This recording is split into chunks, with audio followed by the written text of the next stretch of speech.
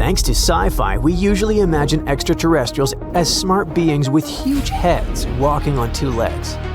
But if life really exists out there, it could look like, well, anything. From an upside-down nightmare to a weird water creature looking like it was drawn by a toddler.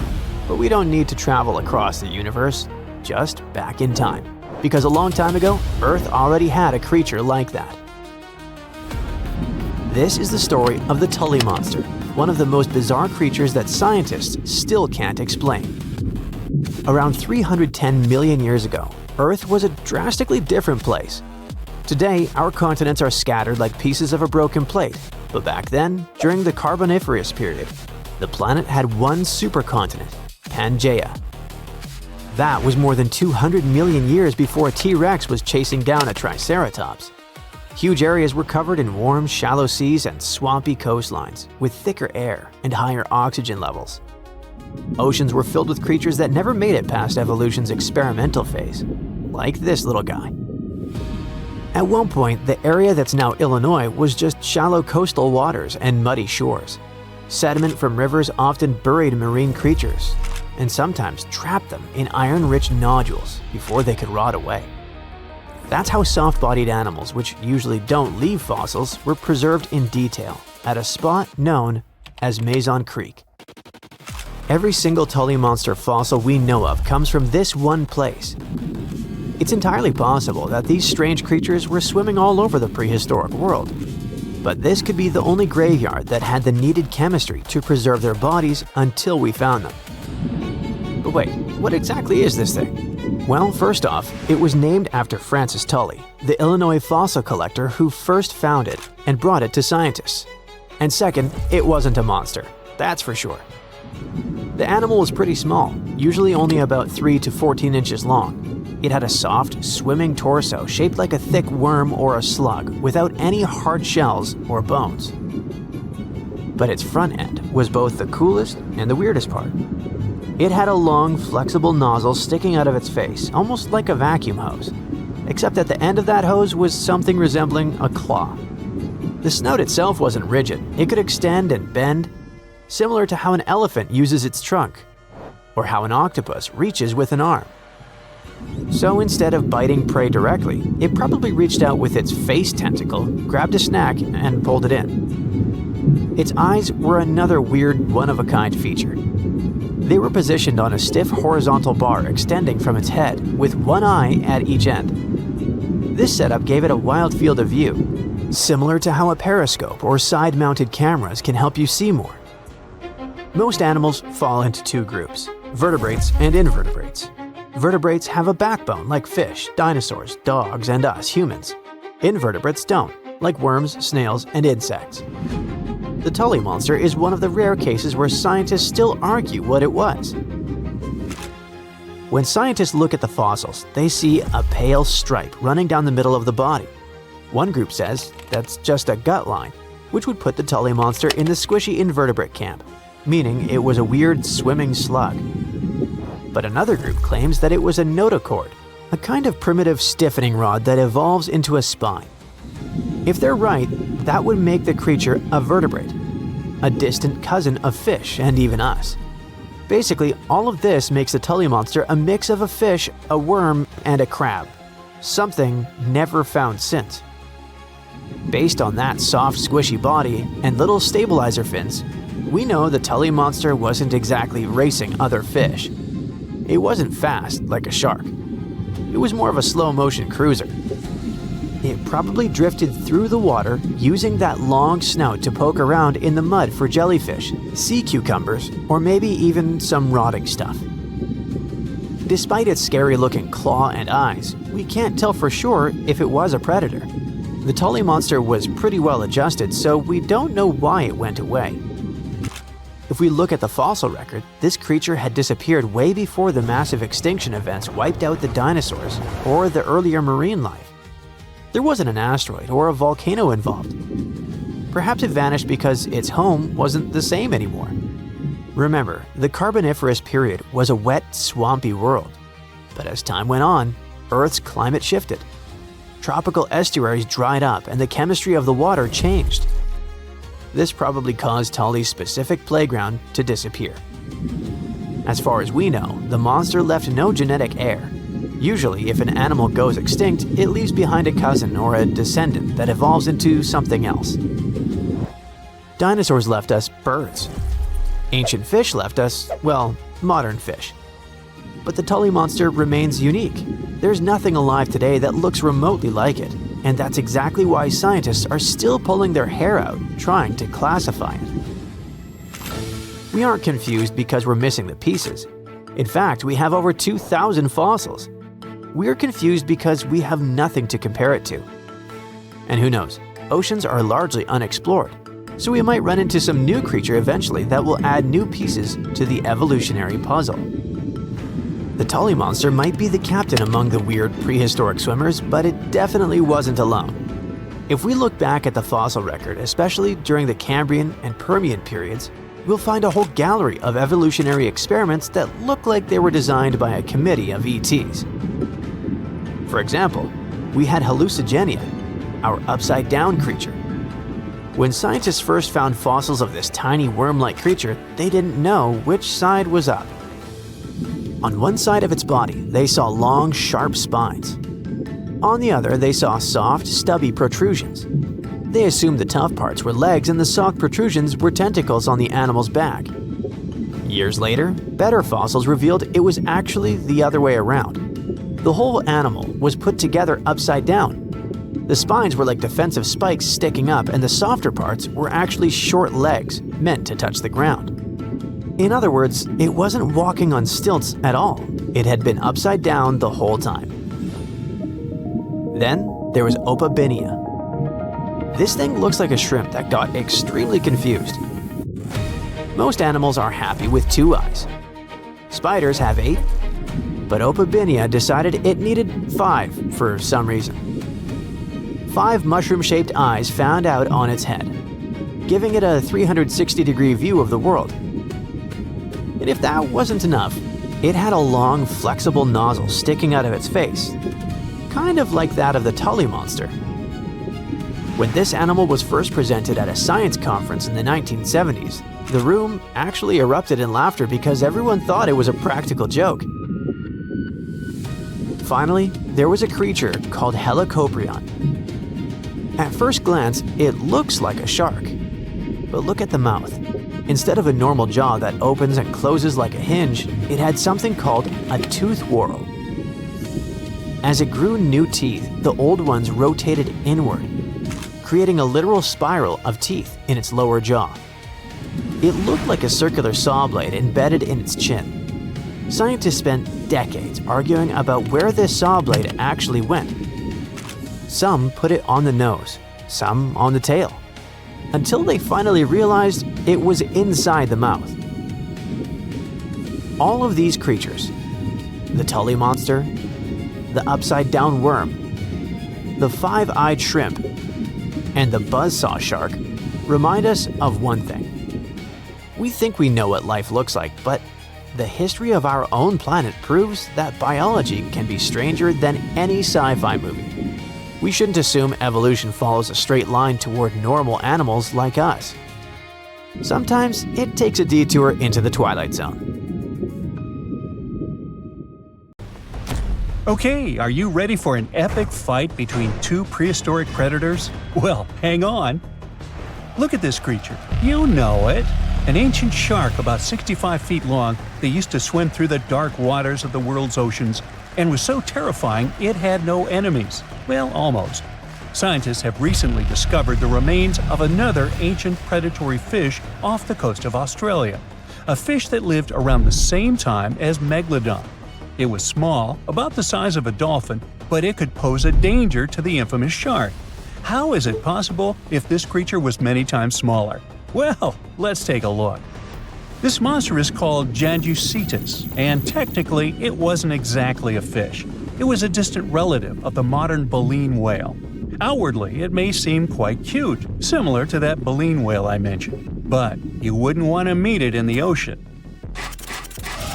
It had the massive skull of a whale, large eyes the size of tennis balls, and a short snout with an immensely powerful jaw filled with razor-sharp teeth.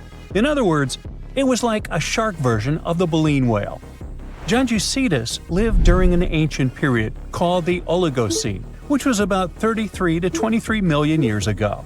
At that time, there was an incredible abundance of life in the world's waters. Giant penguins, small whales, sharks 2 to 3 times larger than modern ones, primitive dolphin species, and many other unusual creatures. Now imagine that in this ancient and terrifying neighborhood, a giant megalodon met a Janjucetus. At first sight, it's not love. The megalodon's victory is obvious, but don't rush to write the Janjucetus off. It's agile and fast. It's quite possible that it was more mobile than Megalodon, and during the fight, it would have avoided a direct attack. The Megalodon would have lost sight of such a small opponent, while the Janjucetus would have swum up to the shark's belly and opened its jaws. They're small, but there are a lot of sharp teeth. Now, these teeth were designed to rip and cut. The Janjucetus would attack the Megalodon with a small but very unpleasant bite, and the shark would have swum away after such a punch. But who knows? Maybe Megalodon would have immediately eaten Janjucetus in the first seconds of the fight. Megalodon could have won, but in terms of speed and mobility, it would have lost. So let's look at something bigger, something that could actually have competed with Megalodon. It doesn't have to be a monster living at the same time as the ancient shark. We can make our own rules. Imagine that all ancient marine creatures ended up in the same pool with Megalodon. So its next opponent is the Liopleurodon. Now initially scientists thought that this monster could grow to be 82 feet long, which is even larger than Megalodon. But more accurate studies have shown that it only reached 32 feet, which is about the size of a modern orca. The Liopleurodon lived in the waters of Western Europe around 160 to 155 million years ago and shared territory with other dangerous reptiles such as ichthyosaurs and plesiosaurs. Yes, it was smaller than them, but it had one big advantage. The Liopleurodon possessed one of the largest jaws in the animal kingdom, which accounted for about 20% of the total length of its entire body. That's a mouth. Its jaws were about 6.5 feet long. A huge, toothy mouth the size of an adult basketball player filled with smooth and dagger-sharp teeth, ideal for cutting steaks and peeling ammonite shells. And by the way, scientists suspect that ammonites and squid were the creature's main diet. This super predator was also a very fast and agile creature that ambushed and attacked its prey from below. Megalodon would have been in big trouble. The grip strength of a Liopleurodon would surely be more powerful than that of Megalodon. Besides, the Liopleurodon's size and mobility would allow it to attack the enemy from different sides. It's probably why Megalodon would have lost in that fight. The next opponent for our Megalodon is the Dunkleosteus, and to be honest, this guy has almost no chance of defeating the large ancient shark. But the Megalodon probably wouldn't have beaten it either. The Dunkleosteus was one of the earliest predators of the ocean. It lived in the late Devonian, about 382 to 358 million years ago. Its size was about 13 to 32 feet or even less, and it also had no teeth. What? A predator without teeth? How did it survive in a dangerous prehistoric world? Well, it grabbed and chewed food with the help of special jaw growths. Those growths were so powerful that they could pierce steel, if there was any around. In a sense, these were not teeth, but bones. Okay, let's say the Megalodon grabbed this predator by the belly and it couldn't do anything with its growths. But the problem is that the Megalodon would have hardly done anything either, because the Dunkleosteus was a heavily armored fish. Just look at this shell. It probably limited its mobility, but it provided incredible protection. This monster felt like a big stone in the teeth of the Megalodon. It's unlikely that the Megalodon would have wanted to chew this stone. It would have spit it out, and both predators would have gone about their business. We've got a draw here. And now, the final match. Here's the next opponent. You see anything? Is this enemy invisible? What's happening? Ah, there it is. Meet the Telemonstrum. It's a tiny ancient monster just 11 inches long. Huh? What can it do to a giant shark? Next to the megalodon, the telemonstrum is like a box of matches compared to a human. But if the megalodon had had a developed brain, like people do, it would have been very scared of this creature and would have immediately swum away. Many people scream and run away in fear when they see a creepy insect crawling or flying, or when a mouse runs across the floor. Some of us jump on the couch in horror. Not all of us, but some. The megalodon would have jumped out of the water like a dolphin if the telemonstrum had charged at it. Just check it out. It looks like an underwater bike with a long trunk with a jaw at the end. And these handlebars, where you would put your hands to control your bike, are the eyes. It's like the eyes of a hammerhead fish, only thinner and longer. The body of a squid, cuttlefish fins, snail eyes, and a toothed proboscis. This is a horror movie character. Scientists say it probably hunted jellyfish, small fish, and shrimp. And it didn't chew the food, it licked it like ice cream. Obviously, it's not an opponent for the megalodon, but it's still a creepy monster. Well, what would have happened had it really started a fight with a megalodon? It would have been difficult for the ancient shark to find it. It would have been unlikely to catch this tiny monster in the mouth, and the telemonstrum wouldn't have been able to do anything to the megalodon either. However, I can think of one strategy. The creepy creature had a long trunk. What if it had just swum under the megalodon's fin and started licking it? If the shark had felt the tickles, then it would probably have worked. But most likely, they wouldn't have fought each other. It seems like they would have made perfect friends. The telemonstrum lived about 300 million years ago in shallow seas and estuaries that covered the territory of the U.S. When scientists discovered this creature in 1955, they were shocked because no one had any idea what it was. Experts compared it to worms, tunicates, conodonts, mollusks, and vertebrates. And do you know who it really was? Well, scientists still have no idea. They can't determine its place on the tree of evolution. Perhaps this is some new branch, and its descendants simply haven't survived to this day. The megalodon was one of the most dangerous predators on Earth. But now we know that other equally scary monsters lived in the oceans. But what if the megalodon lived today? Who could have defeated him? A blue whale who would be even bigger than this ancient shark. But the blue whale seems to be a kind animal. It wouldn't fight. How about the kraken? The kraken versus the megalodon? Well, let's save this fight for another video. Now, you can't find living dinosaurs nowadays, which is a good thing, mostly. But you can still meet some creatures that might have gone to lunch with them. The frilled shark, for example, is a living fossil that comes from a family of sharks that have been around for about 80 million years. One of the coolest things about it is its long, eel-like body that can grow as long as 6 feet. It has 6 pairs of gills on its throat, which help the frilled shark breathe in the deep, cold ocean where there isn't much oxygen. The shark can move very quickly, like a snake, to catch its prey when it least expects it. Little frilled sharks take an exceptionally long time to grow, up to 3.5 years, which is one of the longest times for any animal with a backbone.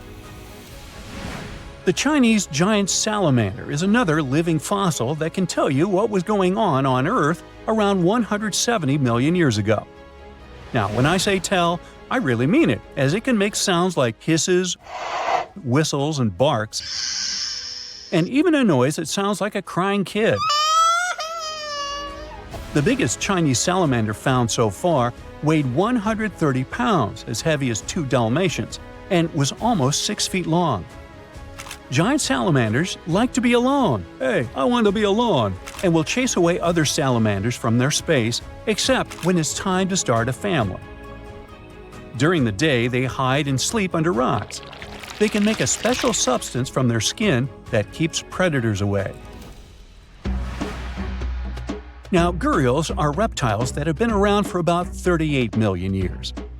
They live in India and Nepal in slow-moving, muddy rivers. Sadly, there are very few gharials left in the wild, less than 100. These creatures can't control their body temperature, so they need to sunbathe to get warm or cool down in the water if they get too hot. Their eyes are close together and face forward, which helps them see in 3 dimensions and judge distances more accurately. Gharials also have a transparent third eyelid that protects their eyes when they're underwater. They have over 100 sharp teeth, but they can't chew their food. Instead, they use their strong jaws to grab prey and then, swallow it whole. The alligator gar is a fish that has a family history of more than 100 million years. It still has some cool features from ancient times, like being able to breathe both air and water. It also has a special spiral-shaped intestine like a shark. The alligator gar is one of the biggest and heaviest fish in North America. Just like an alligator, it has a long body and snout, plus a row of sharp teeth. But instead of legs, the gar has fins to help it swim underwater. The tuatara isn't a lizard as you might think, and isn't a dinosaur either. This New Zealand resident is one of the most unique animals in the world. Scientists love studying tuataras because they can help us understand how today's lizards and snakes evolved. One of the coolest things about the tuatara is its third eye, called a parietal eye, on its head. It has its own lens, retina, and a nerve that connects it to the brain. Scientists think it might help the tuatara know when it's light or dark outside and absorb sunlight to make vitamin D or help them keep their body temperature exactly right. Tuataras can live an extraordinarily long time, up to 100 years. Cassowaries are the youngsters on our list, as they've been around for only 60 million years. They have some things in common with dinosaurs, like their three-toed feet and how they breathe. Cassowaries love to eat fruit, lots and lots of fruit. This love of fruit helps the rainforest because when cassowaries eat the fruit, their bodies don't harm the seeds inside. As they move around the forest, they spread these seeds, you can guess how, with their own natural fertilizer, helping new plants grow. Cassowaries are big birds, about 6 feet tall and weigh over 100 pounds. They have a special claw on each foot that is 5 inches long, and they can use it to kick real fast. If they feel threatened, they can charge, kick, and even jump on someone. They can also leap up to 5 feet in the air. So, the best thing to do is stay far, far away from where they live. The order Notostraca is a group of crustaceans that you may know as tadpole shrimp or shield shrimps. These animals have been around for about 360 million years. They have a wide, flat shell that covers their head, and they have a pair of eyes on top. These creatures can be found all over the world in different kinds of water, like freshwater, brackish water, and even salty pools. They can also look different depending on where they live. Notostracans aren't picky eaters and can snack on pretty much anything, from plants to small animals and other shrimps. Some of them are considered pests in places like California rice paddies because they stir up the mud, which blocks sunlight from reaching the young rice plants. Sturgeons are some of the largest fish species on the planet. They live only in the cool waters of the northern hemisphere and never travel below the equator. Even though they are huge, sturgeons don't have teeth. They eat by sucking food off the bottom of rivers, gulfs, lakes, and oceans. Scientists believe that sturgeons came from a group of fish that first appeared around 419 million years ago, long before dinosaurs even existed. Their ancestors survived a big extinction event that wiped out 90% of all species and went on to become the largest fish in many rivers in North America and Eurasia. Sturgeons can live up to 100 years old or even older. Female sturgeons can lay up to 3 million eggs at a time, but not all of the eggs eventually turn into real fish. Our next hero, the Pacific lamprey, has successfully lived through at least 4 mass extinctions. Its ancient ancestors evolved over 450 million years ago. These creatures have cartilage instead of bones and a third eye, which is a special light-sensing organ on top of their heads.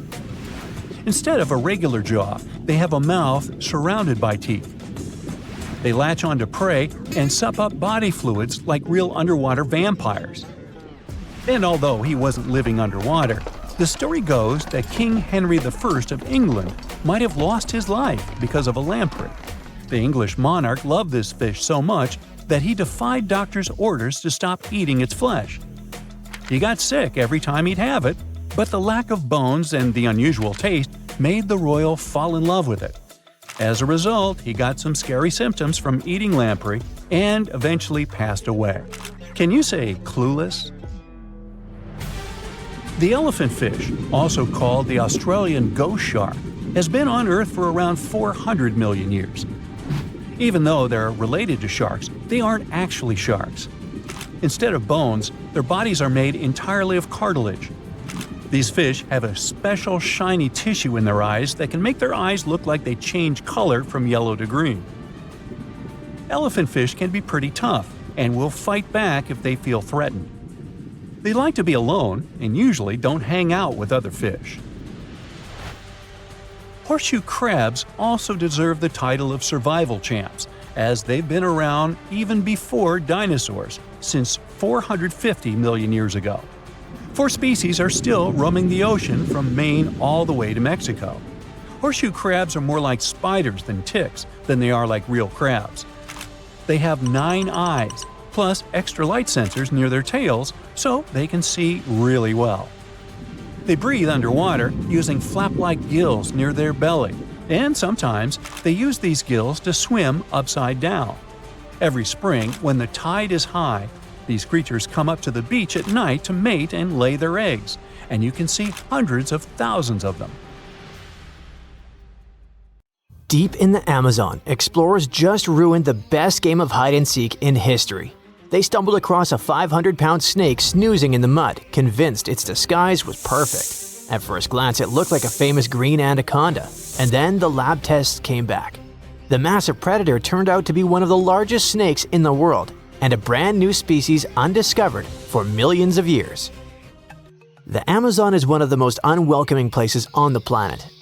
It's like a video game setting where everything is trying to get you. You've got frogs that sweat neurotoxins, ants with stings that feel like getting shot, and electric eels that can tase you if you get too close. And that's just the start. But the real kings of the jungle are anacondas. They are the ones handing out the strongest hugs in the animal kingdom. They grow up to 15 feet and are heavy enough to rock a boat. An anaconda can squeeze about 30 times harder than a human hand and move its body of 400 pounds in a split second. That's why people don't casually swim here. However, nature decided that wasn't scary enough, and a recent expedition in Ecuador found an even bigger specimen. It was part of the National Geographic shoot for a show about extreme places, starring Will Smith. The team followed the local Guarani guides deep into the Bameno territory, a secluded area where they insisted the real giants lived. They weren't lying. On the riverbank was an unusually large female serpent. They named her Ana Julia. She was nearly 21 feet and weighing around 440 pounds.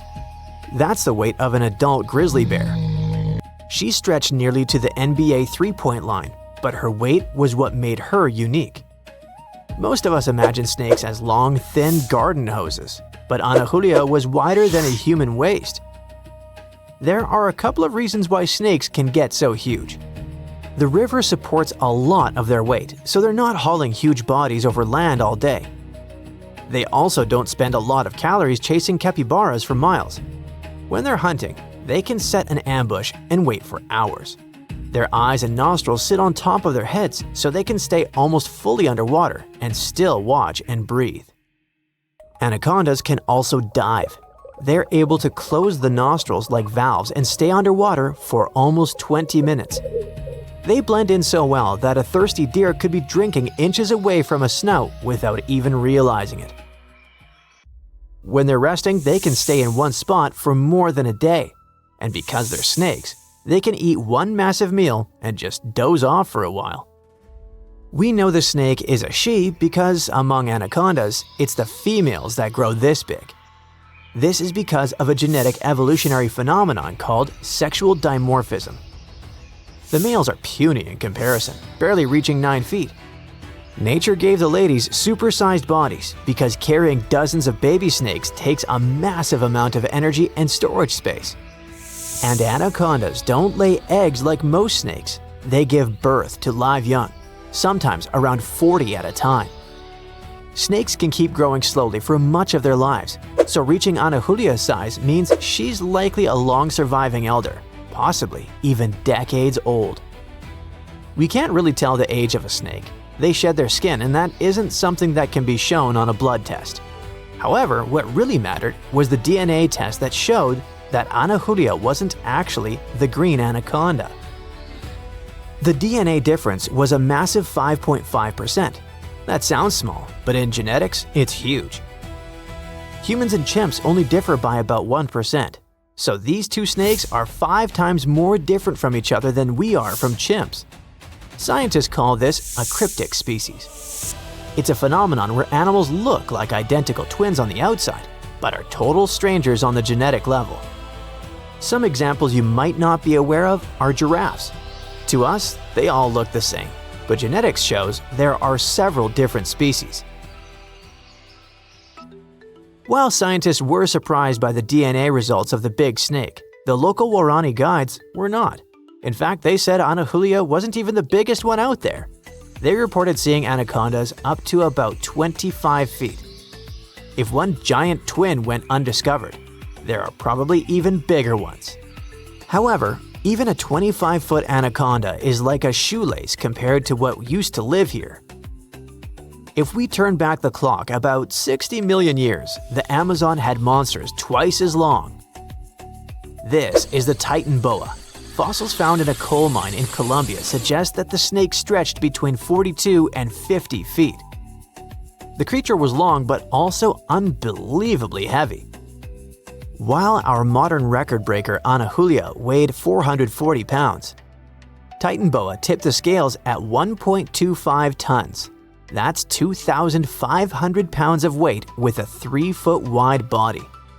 A snake as heavy as an average walrus, but much, much stronger. So, what caused those creatures to grow so large? The answer is heat. Reptiles are cold-blooded, meaning their bodies don't create their own temperature. They depend on the environment outside. Back then, the tropics were warmer than today. In that kind of constant heat, a giant snake doesn't burn energy just trying to stay alive. It can grow larger and stay active more easily. Titan boa was probably the greatest wrestler of the prehistoric world. It didn't have venom, only its mighty squeeze.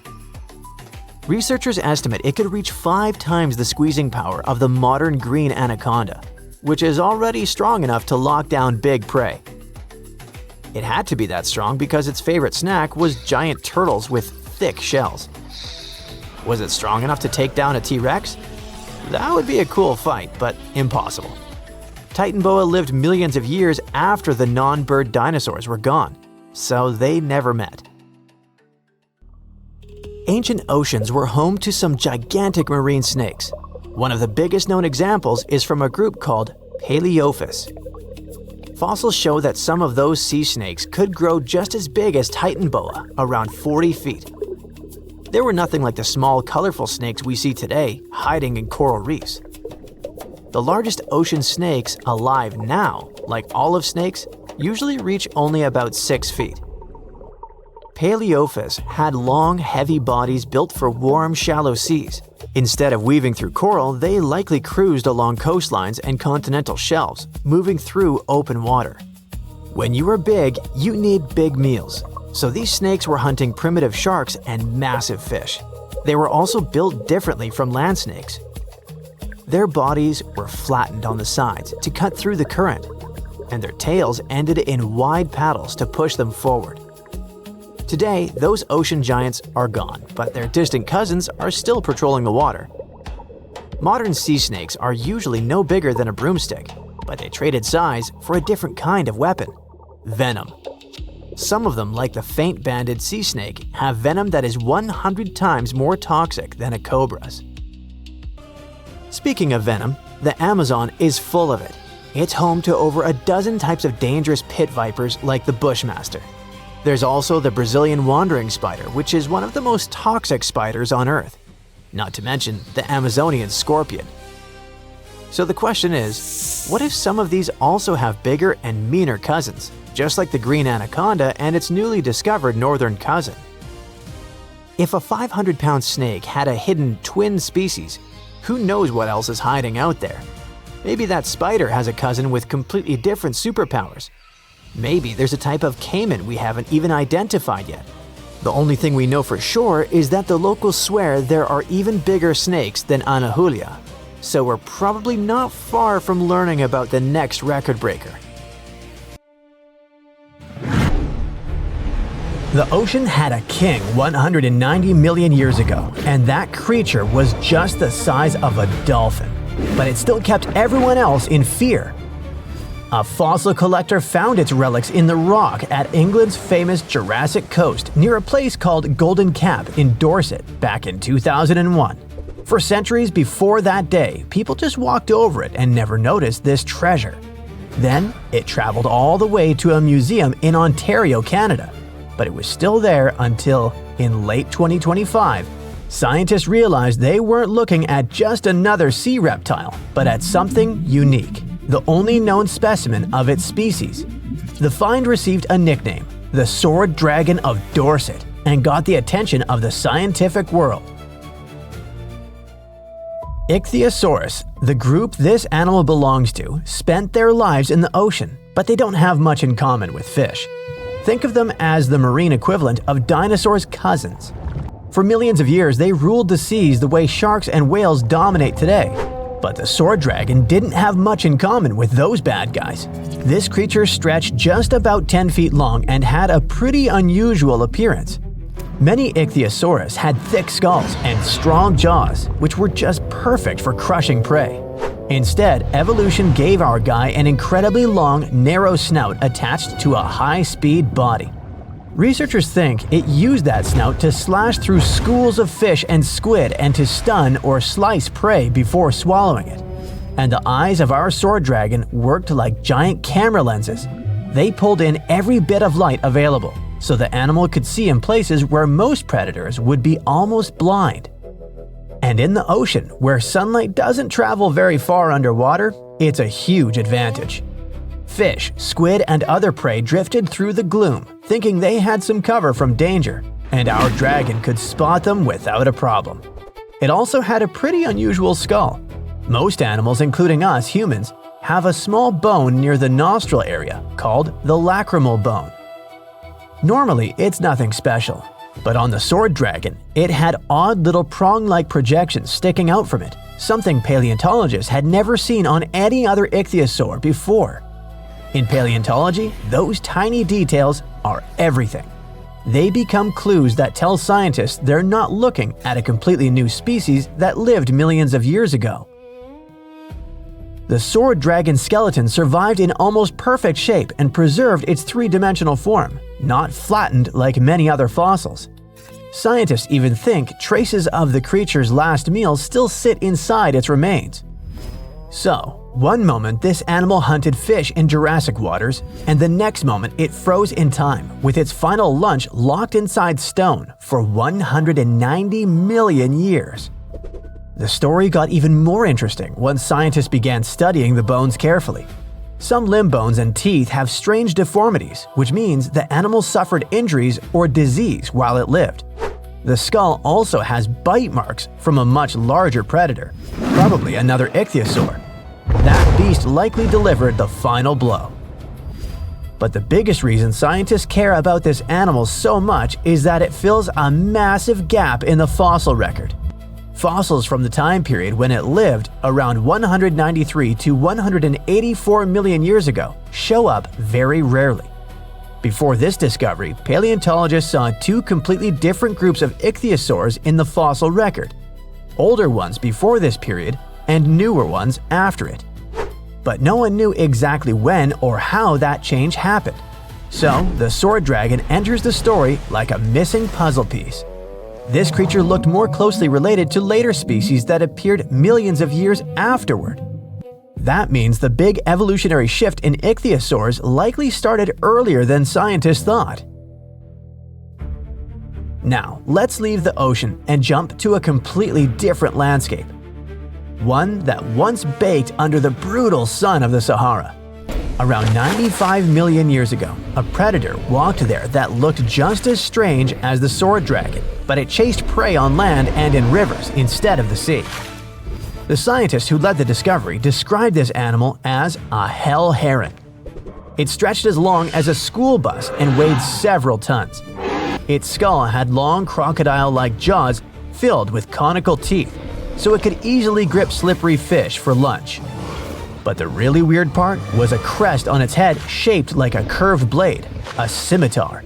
It looked so unusual that scientists didn't even recognize the species when they first uncovered the bones in 2019. They only understood what they had after they returned to the site in 2022 and collected more fossils. Researchers find spinosaurs in rocks that formed near ancient coastlines, which clearly shows us that those creatures took their food from the sea. But this one turned up hundreds of miles from any prehistoric sea. The land around it once had forests and rivers instead of desert dunes. That means this giant predator probably went into freshwater ecosystems to look for food there, instead of coastal waters. So it looks like this massive dinosaur was wading through water up to 6.5 feet deep, standing on sturdy legs while scanning the surface for fish. Instead of diving like a crocodile, it likely waited patiently and then snapped its jaws shut in a lightning-fast strike. More than 200 million years ago, another strange survivor swam through freshwater lakes and slow-moving rivers in what is now Zimbabwe, an extinct species of lungfish. Unlike most fish, lungfish can actually breathe air. They have organs that function like primitive lungs, which allows them to gulp oxygen directly from the atmosphere when water becomes too stagnant or low in oxygen. In a way, they live between two worlds, part fish, part early experiment in the transition toward land animals. And that superpower makes lungfish really important to scientists. They are the closest living relatives to the ancient ancestors of all four-limbed animals. There used to be a gap in our knowledge of these creatures, but the new discovery helped fill it. Now we know that many lungfish may be more closely related than they used to think, and scientists can now better understand how these creatures survived for hundreds of millions of years. In a way, lungfish are one of evolution's masterpieces. This ancient blueprint kept working when entire worlds of species were born and vanished around them. Now let's travel even further back in time, way before dinosaurs ruled the planet. Around 275 million years ago, another bizarre creature swam through freshwater lakes in what is now Brazil. Researchers discovered the species from 9 fossilized lower jaws, each about 6 inches long. Instead of pointing upward like normal teeth, this creature's teeth stuck out sideways. Every single jaw had the same strange design, which proved the twist wasn't a mistake, but the way the animal evolved. The inside surface of the jaw had tiny tooth-like bumps called denticles. These structures formed a grinding surface, so the creature had its own built-in food processor.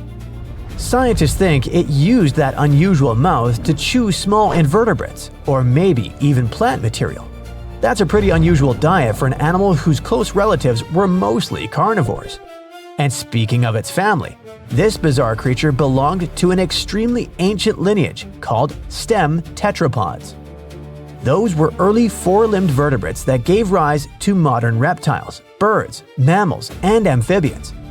By the time Tankia lived, most of those early lineages had already disappeared. Yet this one somehow survived, and newer, more modern animals evolved around it. Scientists call this kind of animal a living fossil. When researchers analyzed the fossils, they made the conclusion that this mysterious creature grew up to about 3 feet long and probably resembled a salamander with a longer snout. It swam through lakes in a world where the continents still formed the giant supercontinent Gondwana. This discovery is also important because it helps scientists understand how ancient ecosystems functioned and which animals filled different roles in those early communities. Do you know what one of the most dangerous and scary lakes in the U.S. looks like? Let's check it out. This large lake is filled with blue water reflecting the sun's rays. Lush thickets of oaks and other trees surround this picturesque place. More than 150 small islands, which are the tops of hills, stick out from under the surface. People come here to swim and play frisbee, go boating, and sit quietly on the sand. Nothing dangerous, right? But if you dive underwater with scuba gear and start exploring the seabed, you'll see that it hides old fishing nets, broken sunken boats, debris of houses, and even graves. If you go to the local library and start researching the history of this place, you'll find out that many people were kicked out of the area against their will. You'll learn that there were terrible conflicts between locals here. You'll understand that the idyllic picture hides a terrible drama and hundreds of tragic fates. This is Lake Sidney Lanier, which is in North Georgia. It was named after writer Sidney Lanier, who created the poem Song of the Chattahoochee, dedicated to the river that feeds the lake. Despite the beautiful view, this isn't a natural body of water. Sidney Lanier is an artificial lake created in 1956 to fight floods caused by the river, to provide people with drinking water and hydroelectric power. The perfect place for creepy stories that often happen in small American towns. Before people created the lake, about 700 families inhabited this place. They made up a classic quiet village with farms, houses, churches, mills, and a cemetery. But when the state decided to create a lake here, the authorities forced people to leave their homes. Locals had lived here with their families for generations, and then they had to go away. Most of the buildings were moved, but the cemetery was left untouched. The graves are still there at the bottom, while people on the surface are swimming and having fun. 200 years before the lake appeared, the Cherokee tribe had lived in this place. In the 1830s, they also got kicked out of their territory. Then, in the first half of the 20th century, there was a very big conflict between locals. The reasons for the conflicts are quite scary, so we won't dwell on them. But it's important to note that more than 1,000 people got hurt by this conflict and were forced to leave their homes. So, we have a place where tragic episodes have happened 3 times, and where a lot of people have been injured throughout history. Of course, there's no scientific evidence that those events had any effect on the lake.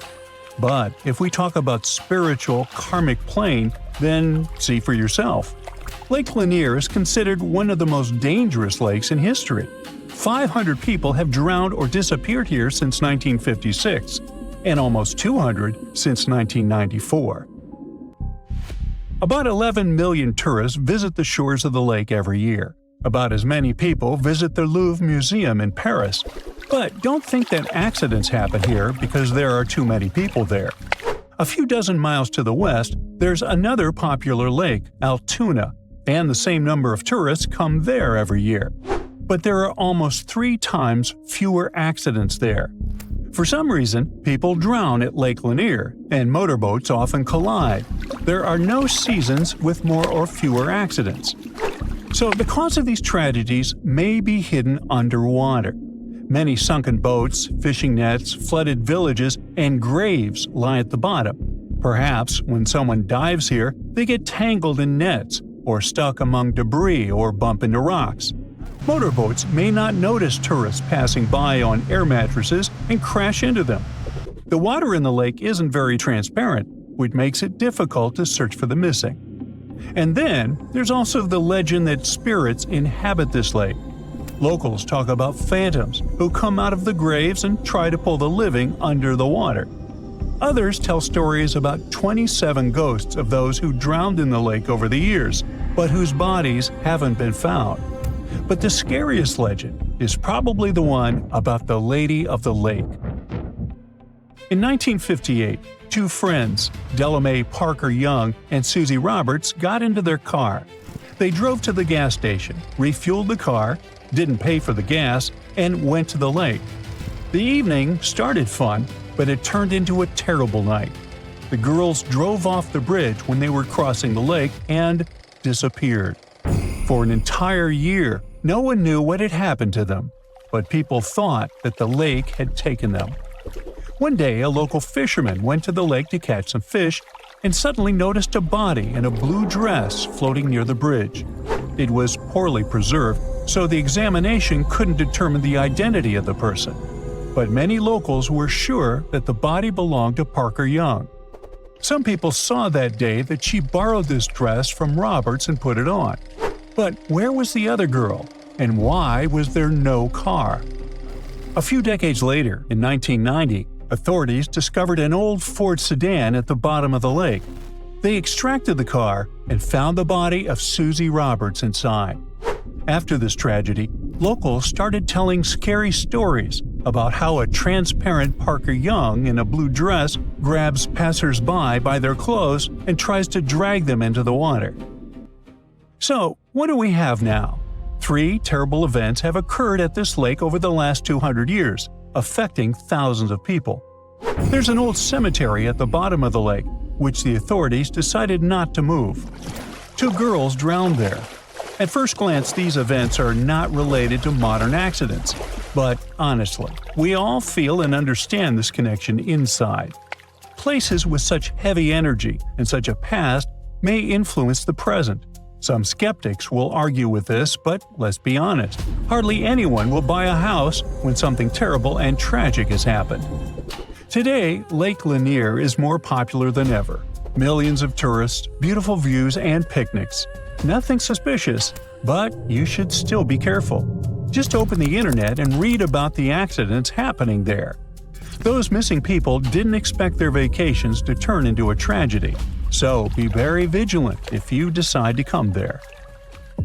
Now let's finish our video with something mysterious but more upbeat. How about the Vanishing Lake in Northern Ireland?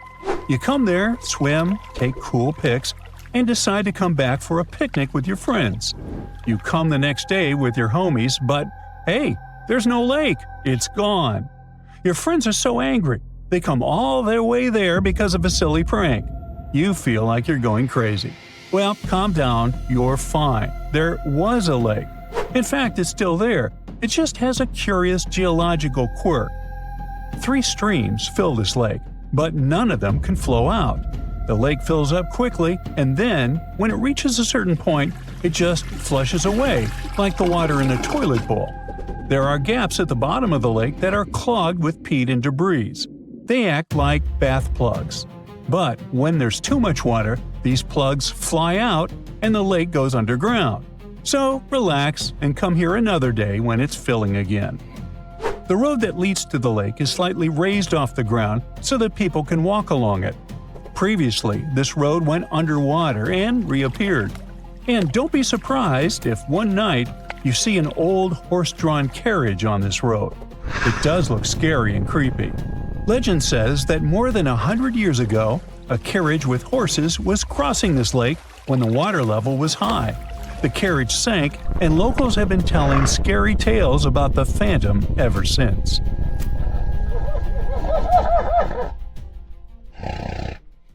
Today, I'm going to tell you about creatures that had unique features which allowed them to grow to incredible sizes. They were some of the most impressive animals to have ever existed on our planet. The Argentinosaurus is a genus of sauropod dinosaurs that lived approximately 97 million years ago in what is now South America. Scientists think it was one of the largest land animals ever, with a length of up to 100 feet and a weight of up to 100 tons. A farmer stumbled upon a giant leg bone while tending his cattle.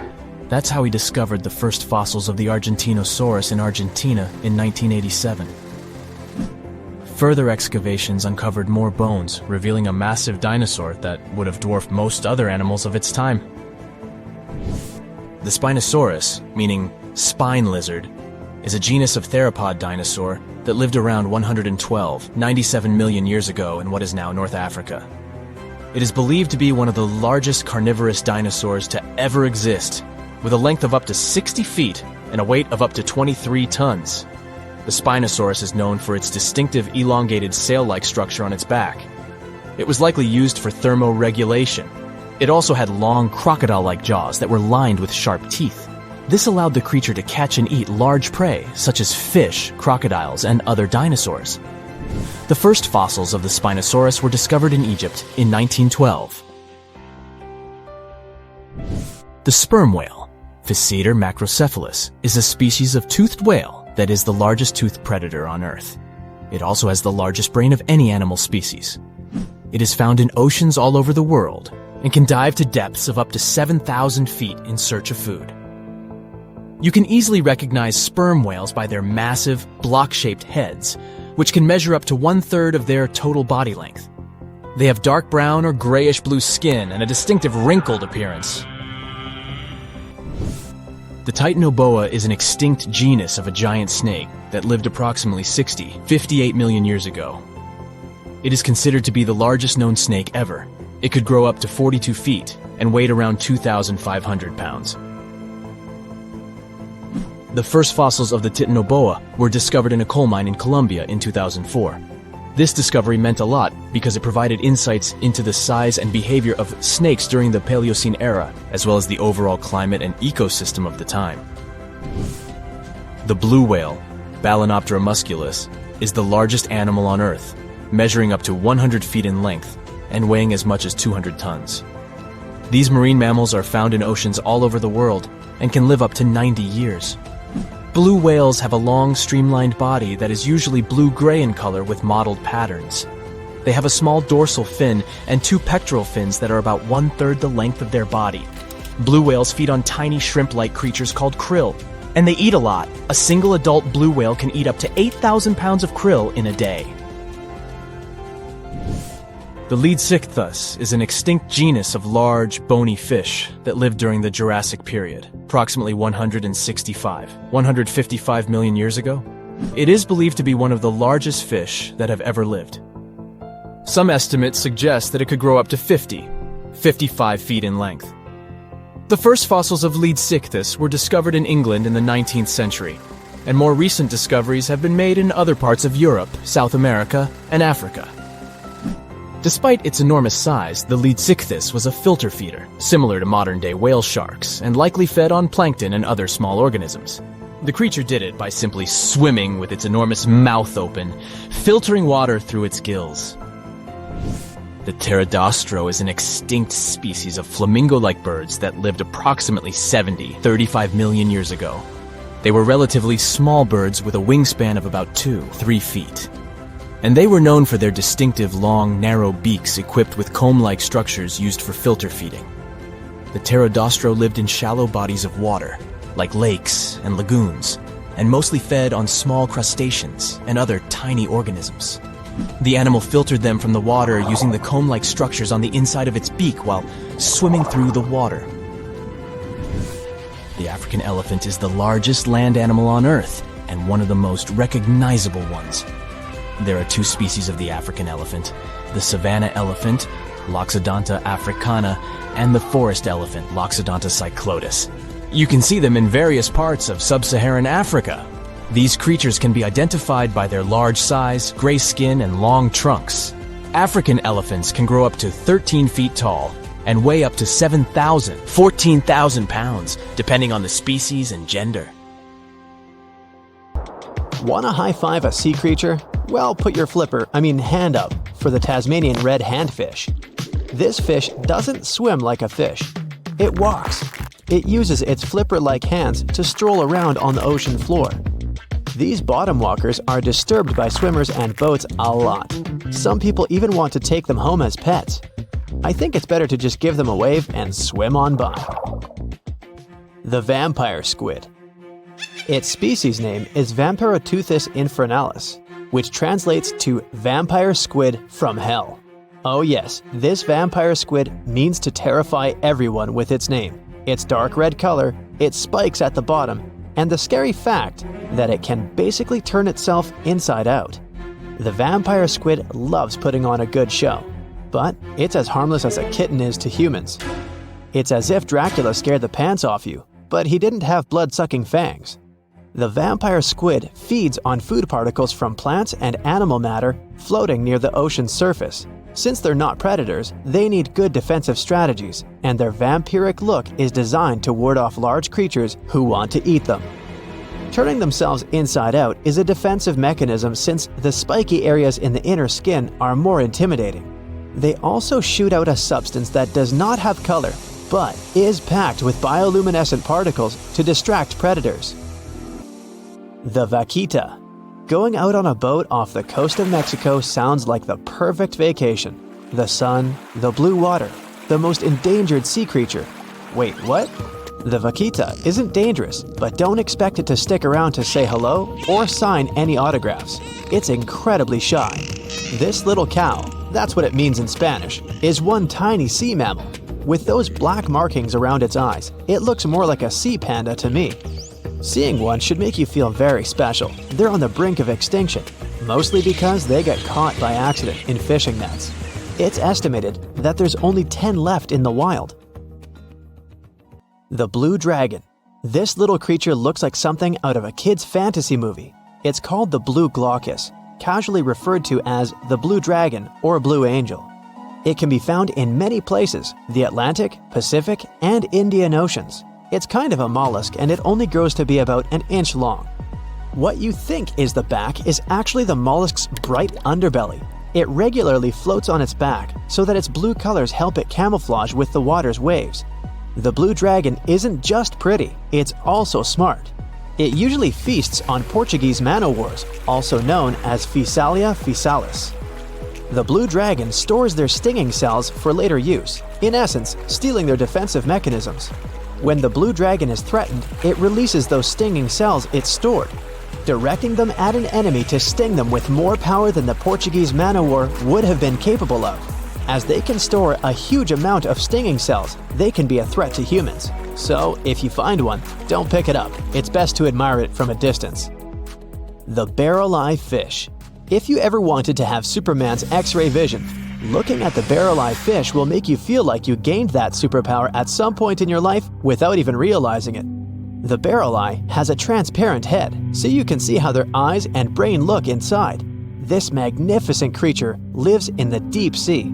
This is the lowest level of the ocean, where strange creatures roam in near-freezing temperatures and constant darkness. They're exposed to water's pressure that's almost 1,000 times that of the surface. If the idea of the deep sea sends a shiver down your spine, stay tuned to learn about another of its creatures later on. The barrel-eye fish can be found in the Atlantic, Pacific, and Indian Oceans. You might be wondering, why oh why would a fish have a see-through head? And that would be a fair question. Since the species was discovered in 1939, it was believed that the fish's eyes were set to see straight ahead and couldn't move.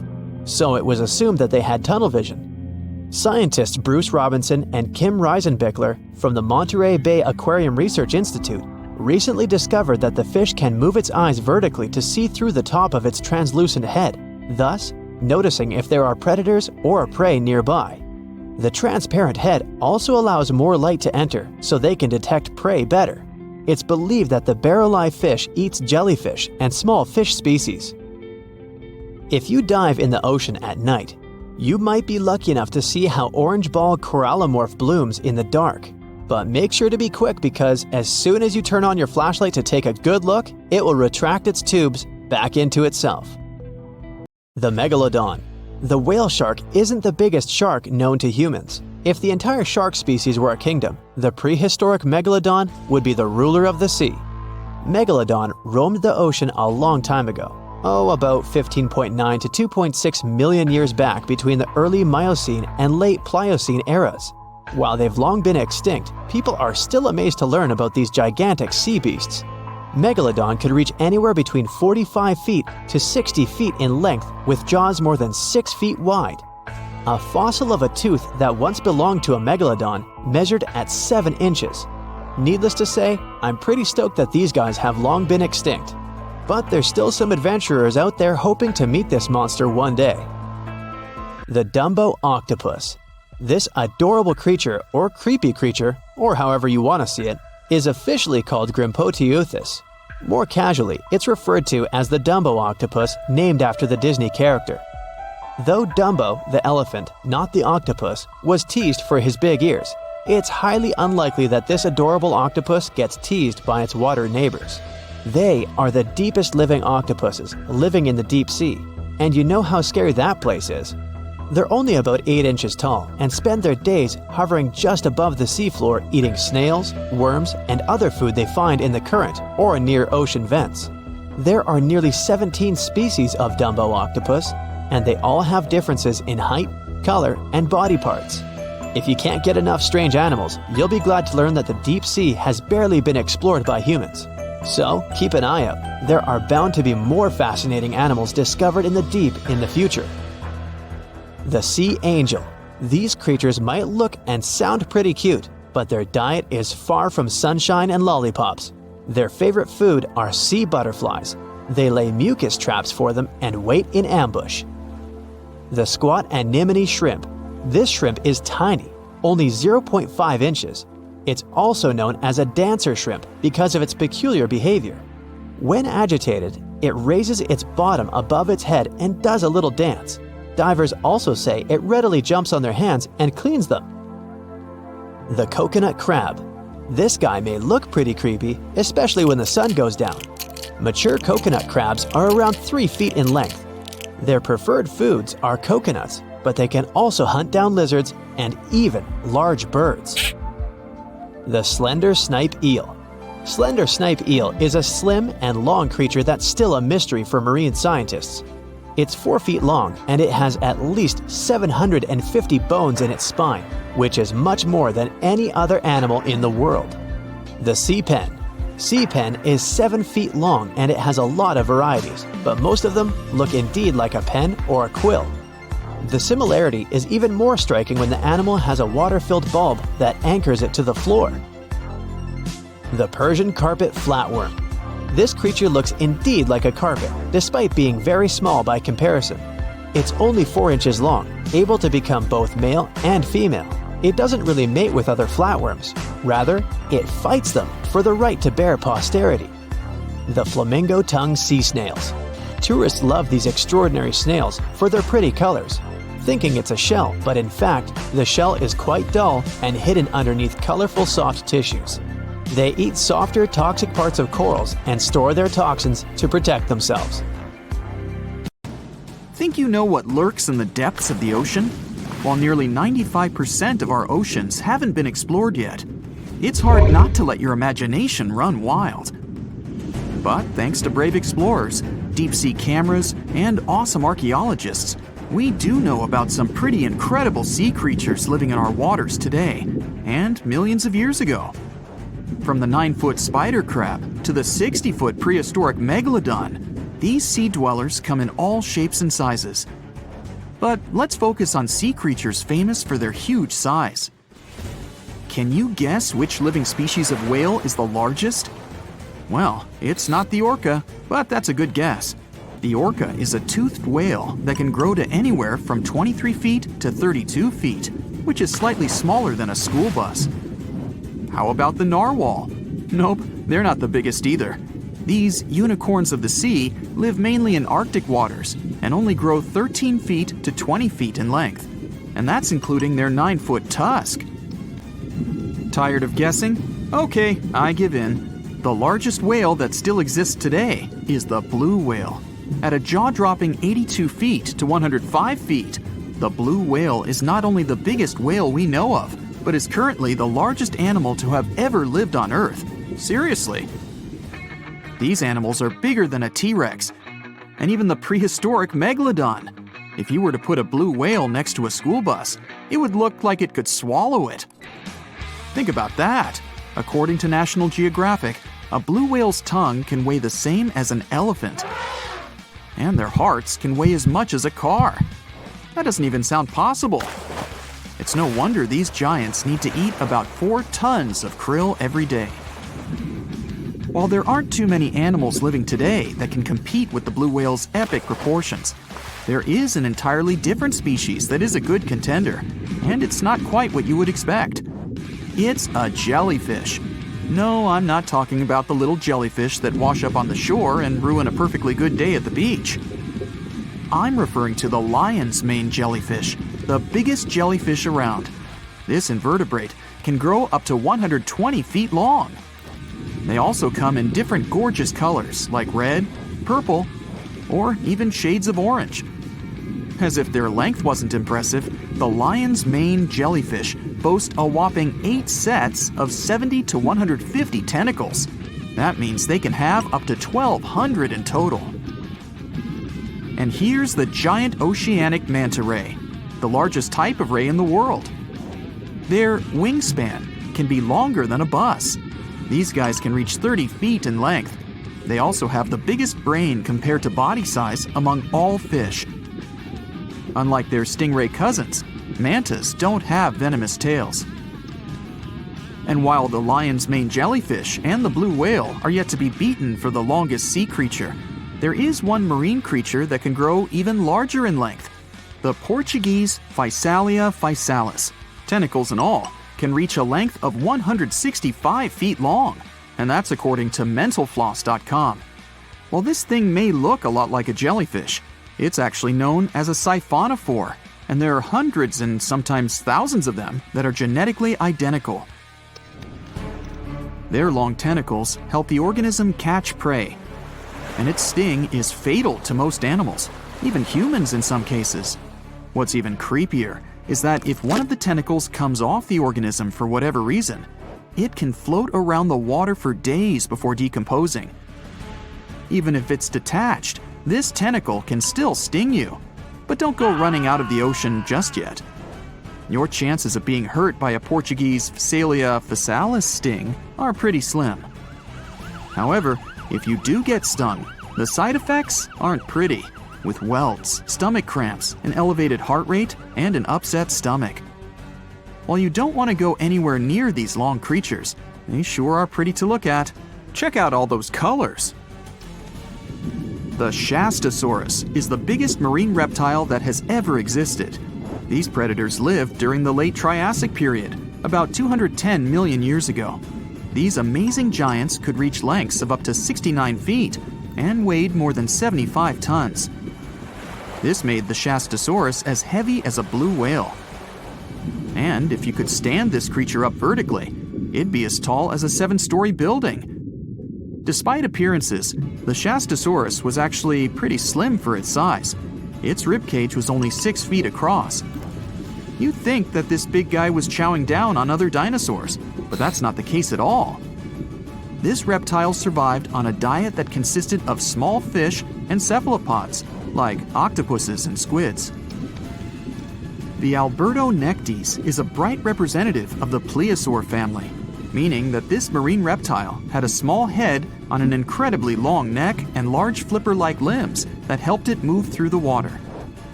These creatures occupied the seas around North America 76 to 70 million years ago. The length of this sea monster could reach 38 feet, with its neck taking up 23 feet of that length. Its neck was a true record breaker. It had a whopping 76 bones in it. No other animal known to humankind has had so many vertebrae in its neck. Scientists aren't sure why they needed such a lengthy neck. They might have used it to collect shellfish off the seabed, or perhaps it helped them capture their main prey, fish and squids. This aquatic reptile also had gastroliths in its stomachs. Some of them were as big as 5.5 inches in diameter. The Tylosaurus belonged to the Mosasaur family. It dominated the shallow seas of North America about 85 to 80 million years ago. This was an enormous predator, with the biggest representatives reaching 45 feet in length. It had a narrow hydrodynamic body with a blunt, powerful head that the animal used to ram and stun its prey. Its body was equipped with agile flippers and a long tail decorated with a maneuverable fin. The Tylosaurus was a carnivore, and its diet included not only fish, turtles, and small sharks, but also other mosasaurs, plesiosaurs, and flightless birds. Meet Ophthalmosaurus. This prehistoric reptile thrived during the late Jurassic period and lived in oceans all over the world.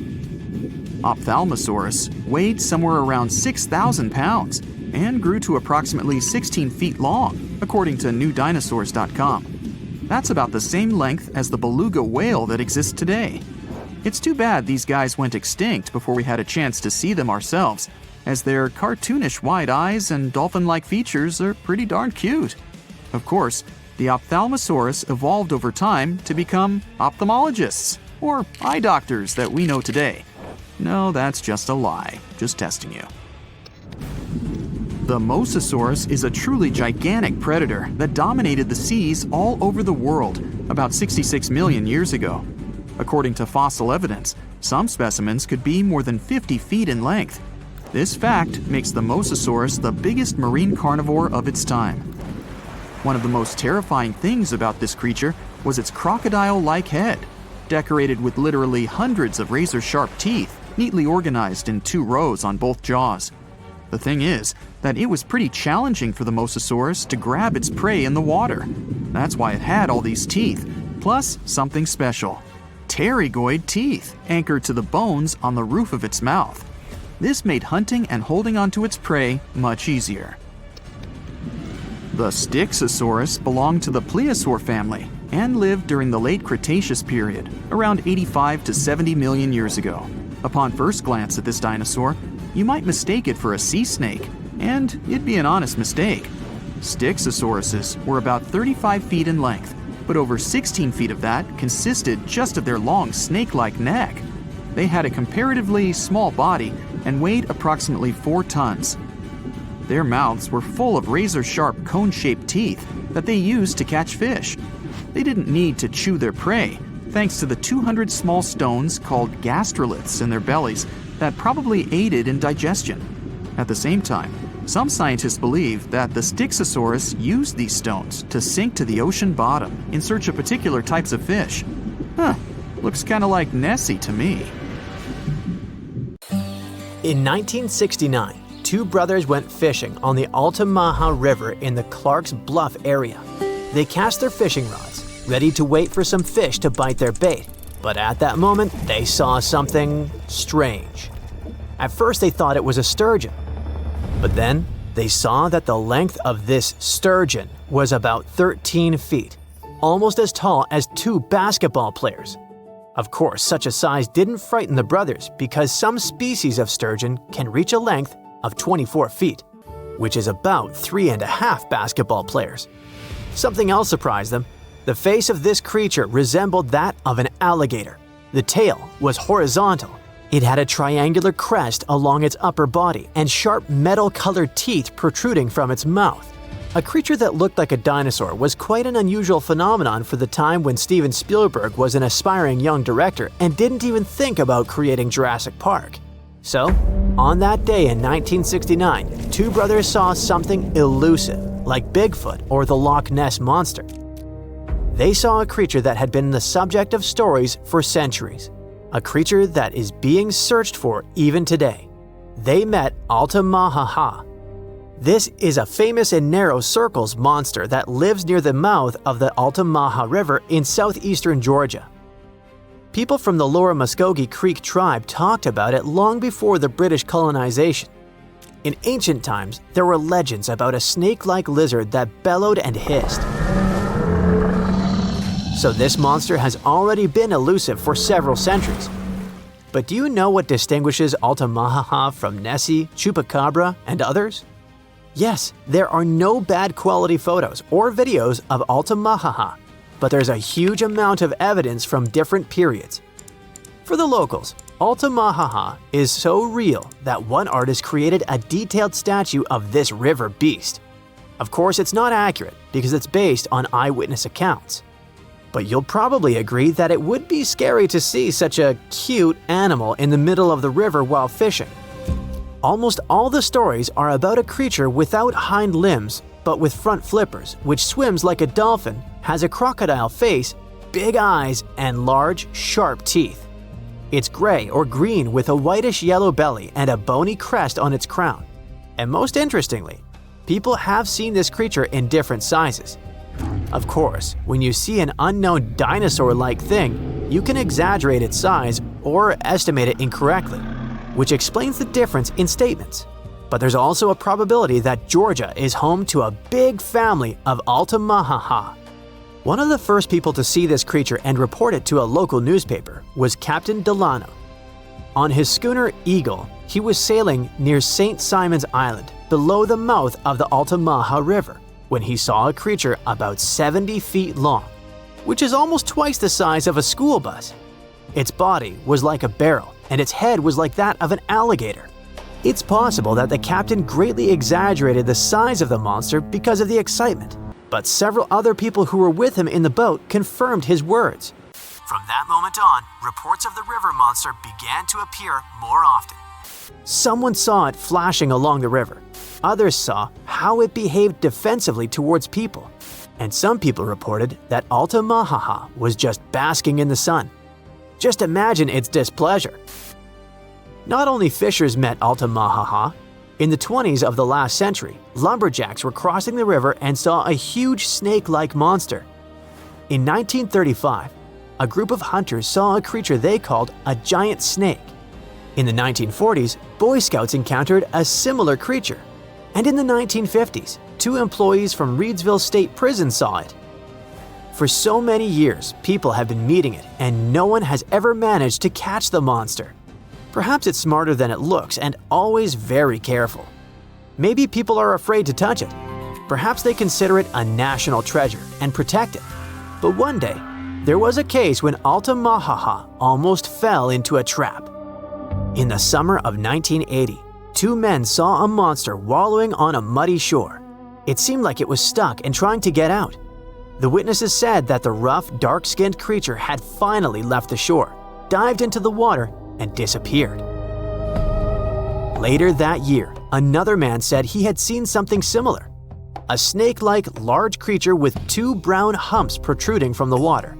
It dived into the water and churned the surface, like a boat while moving. Other witnesses catching crabs described Altamaha-ha as the largest eel in the world. Okay, stop! Many saw it in the last century, but what about more recent news? Is the monster still alive? Oh yeah. In 2002, a man was pulling a boat upriver near the town of Brunswick when he noticed something large, 20 feet long and about 6.5 feet wide, breaking out of the water. In 2010, a photographer caught something strange on camera floating along a canal in the city of Darien. And these cases are just the ones we know about.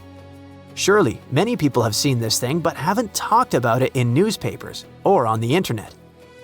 If you don't believe these stories, you can go to Darien, get on a boat, and ride along the river to see this monster with your own eyes.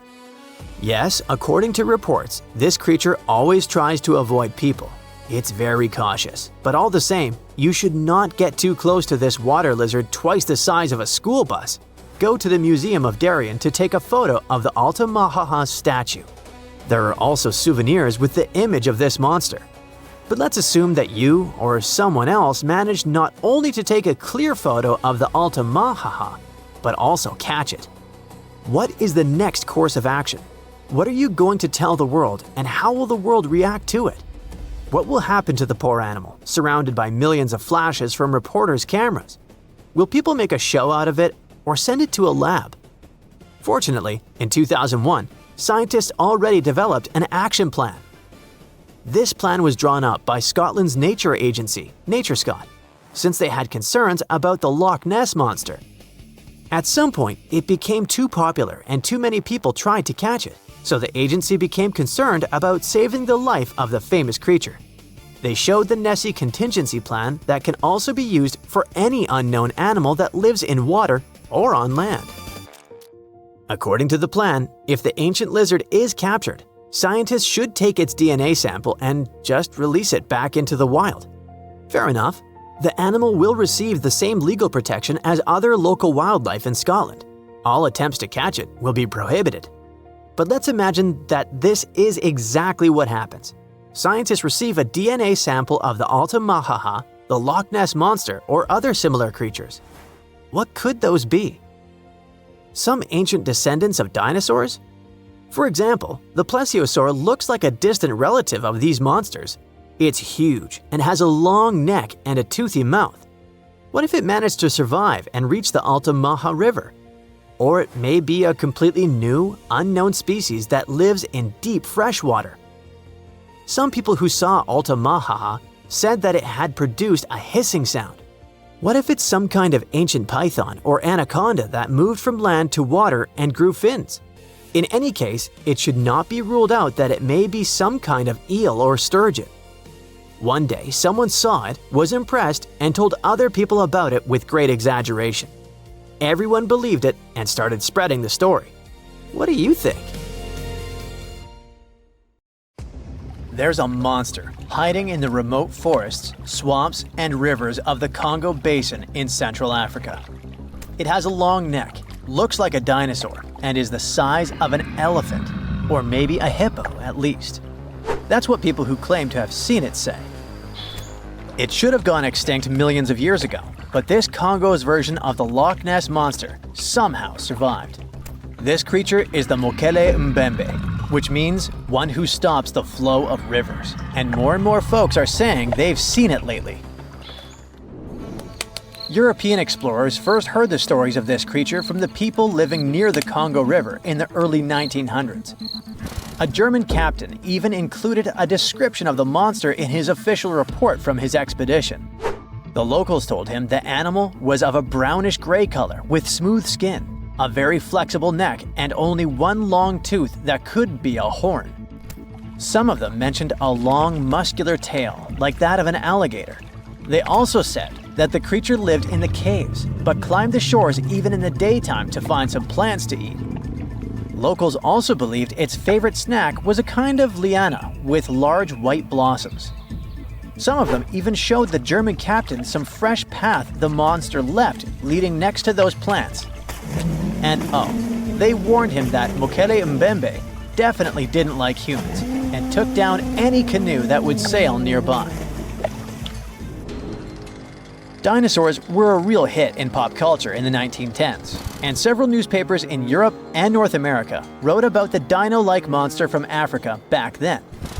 In the later years, several expeditions traveled to the Congo Basin to search for Mokele Mbembe or interview claimed witnesses. They did not find any direct physical evidence, but collected many stories. One zoologist in the 1980s said he took a film of Mokele Mbembe, but the footage did not develop properly. Stories and movies like Jurassic Park have kept the dream alive that dinosaurs might still be hiding somewhere in deep forests.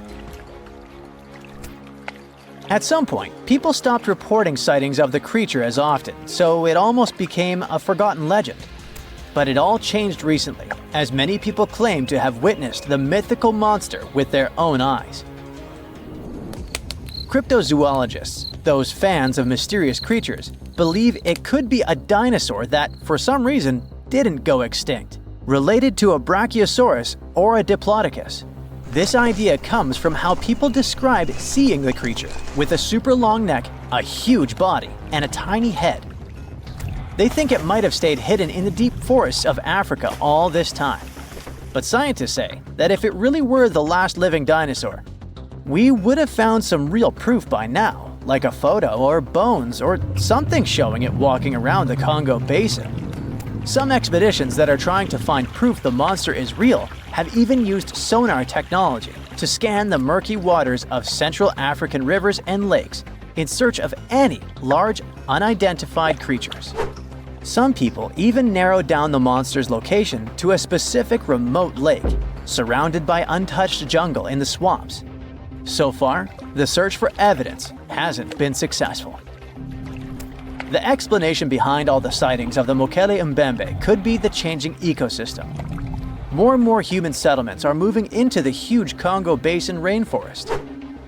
People aren't used to seeing large animals that live in the forest, so they believe they have witnessed the mysterious creature from their folklore.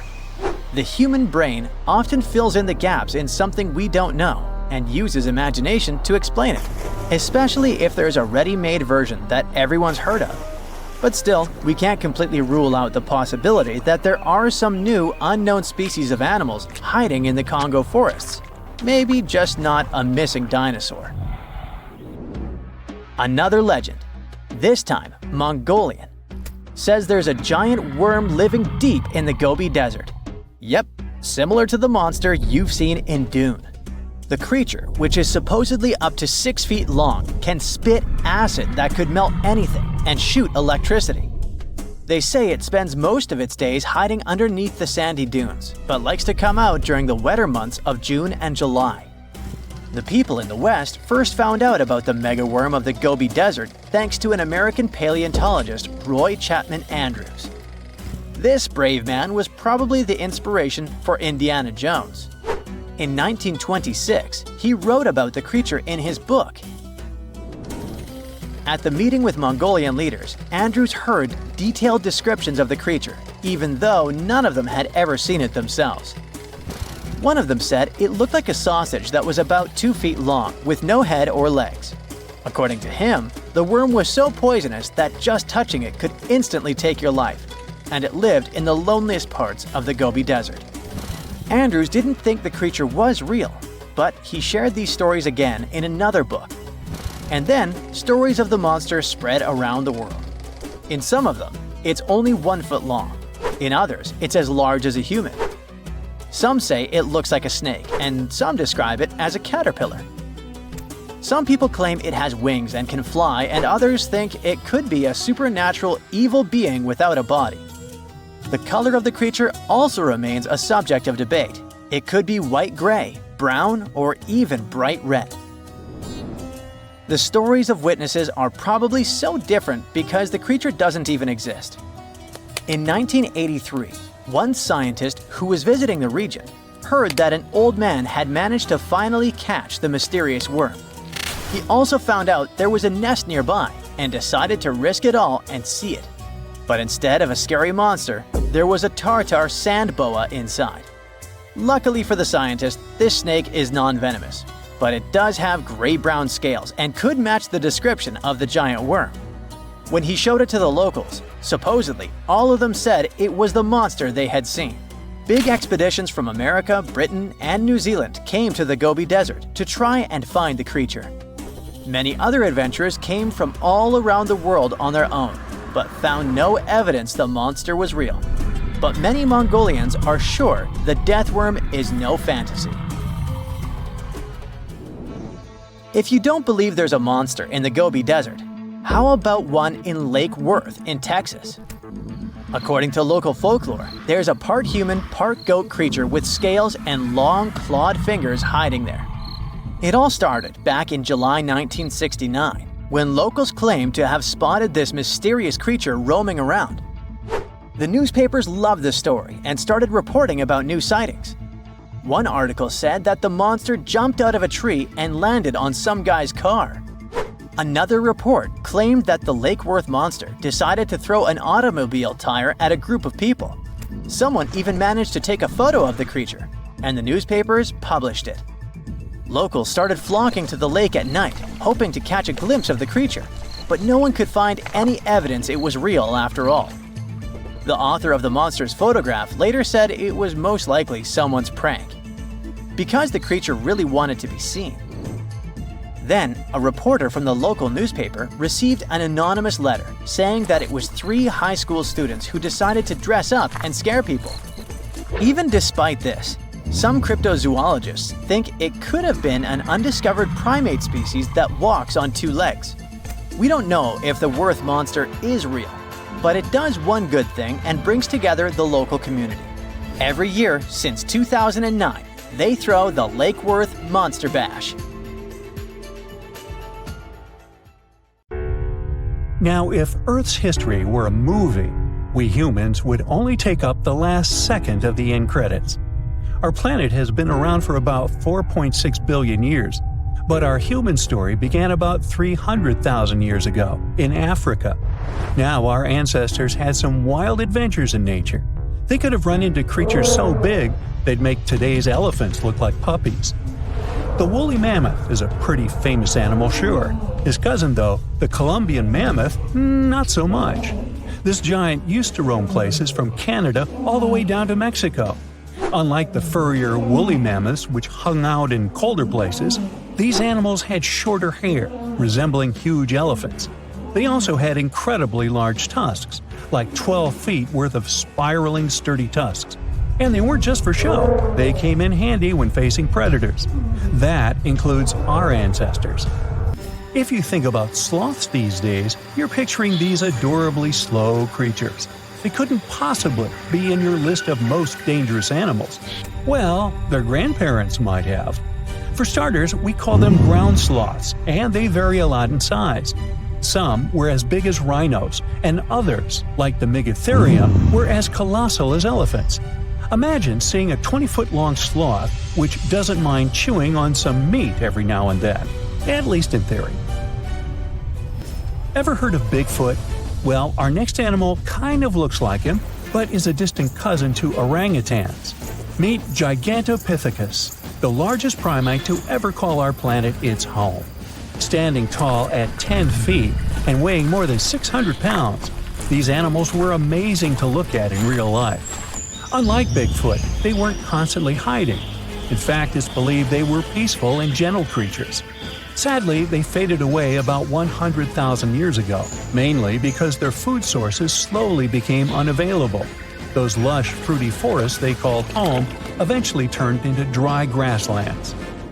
Next on our list is the cave hyena.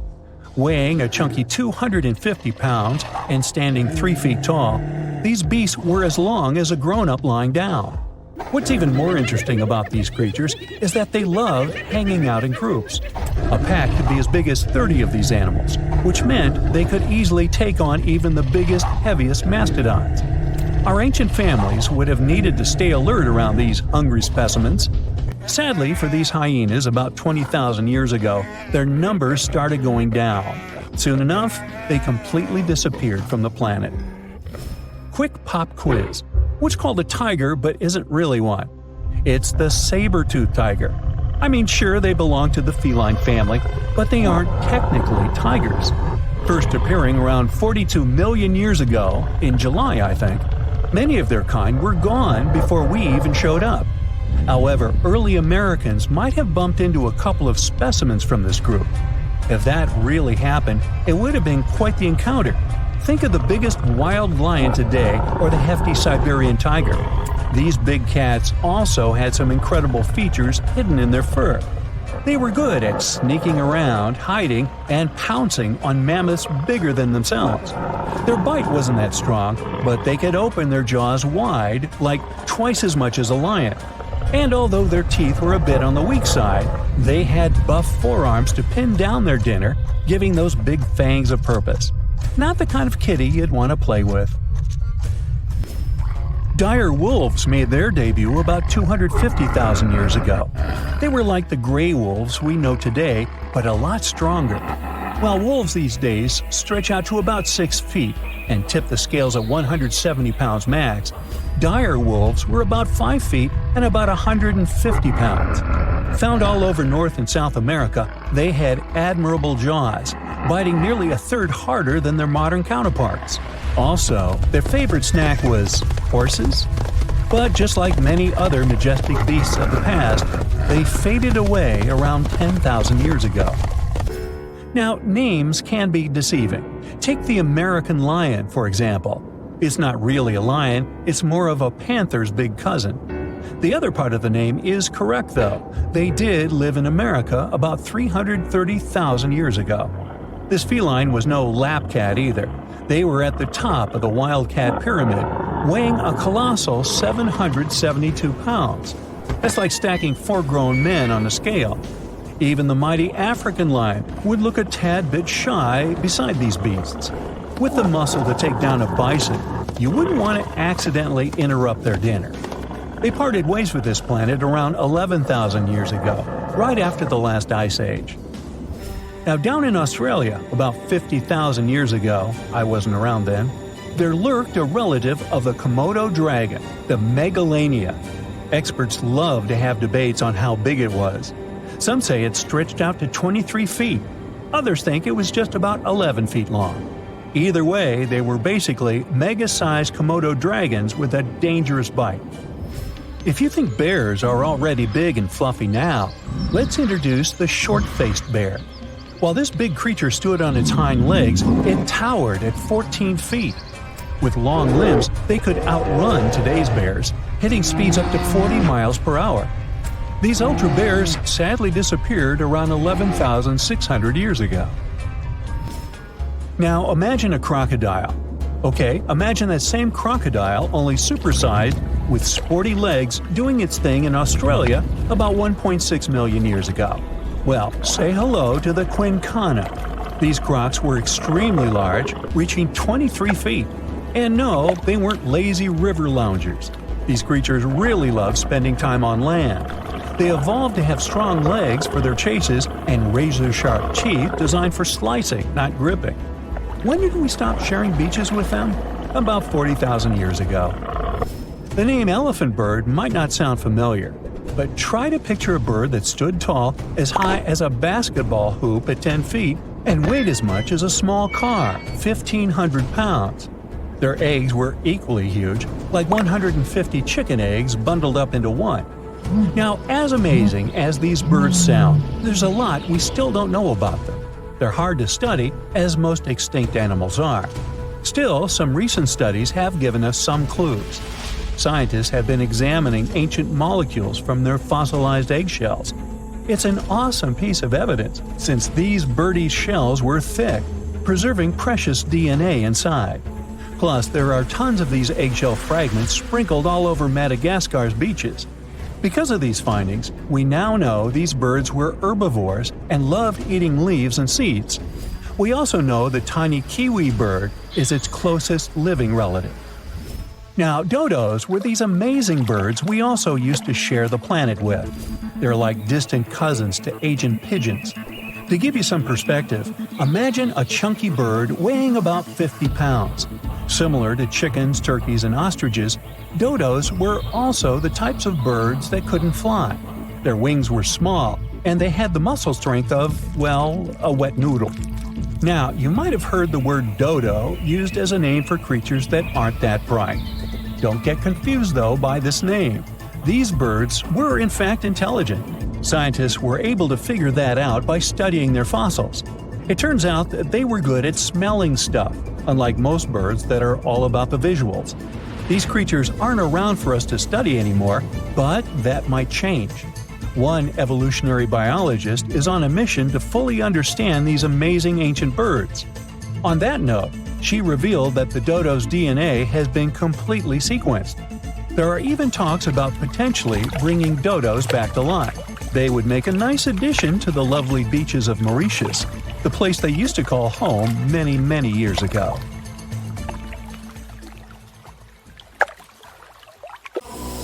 Beneath the thick, shadowy canopy of a prehistoric rainforest, a silent hunter slides into the murky river waters. This is Titanoboa. Its size is horrifying, stretching over 40 feet long, which is about the length of a school bus, and weighing as much as a small car. It reigns as the largest snake ever known. This is around 60 million years ago. It's only been 6 million years since the dinosaurs were wiped out by an uninvited asteroid. Nature is slowly returning to life, the Paleocene epoch. Titanoboa's home is lush and sweltering. The air is very humid, like in a steam room, and the rivers are teeming with fish, perfect for a predator like this. Now that the dinosaurs are gone, Titanoboa becomes the queen of hunting. It's perfectly built for both power and stealth. A strong, sturdy spine can hold the snake's massive size while staying smooth and silent. Titanoboa glides through the water like a shadow, barely visible. It doesn't chase. It doesn't need to. Titanoboa waits beneath the river's surface, in darkness. A bunch of ancient lungfish meanders too close. With one surge, it lunges, its jaws snapping shut. The fish doesn't stand a chance. Titanoboa's grip is unrelenting. After the prey stops moving, the snake immediately consumes it whole. For millions of years, this snake ruled the rainforests. Nothing could challenge it, not the prehistoric crocodiles, not the small mammals, not even the birds. But, as it turns out, it wasn't the only apex predator. Alongside Titanoboa, there was this entire family of snakes, a huge biological tree full of snake genomes and species. Their history spans around 100 million years, all the way to the Cretaceous period. We find their fossils all over South America, Africa, India, and Australia.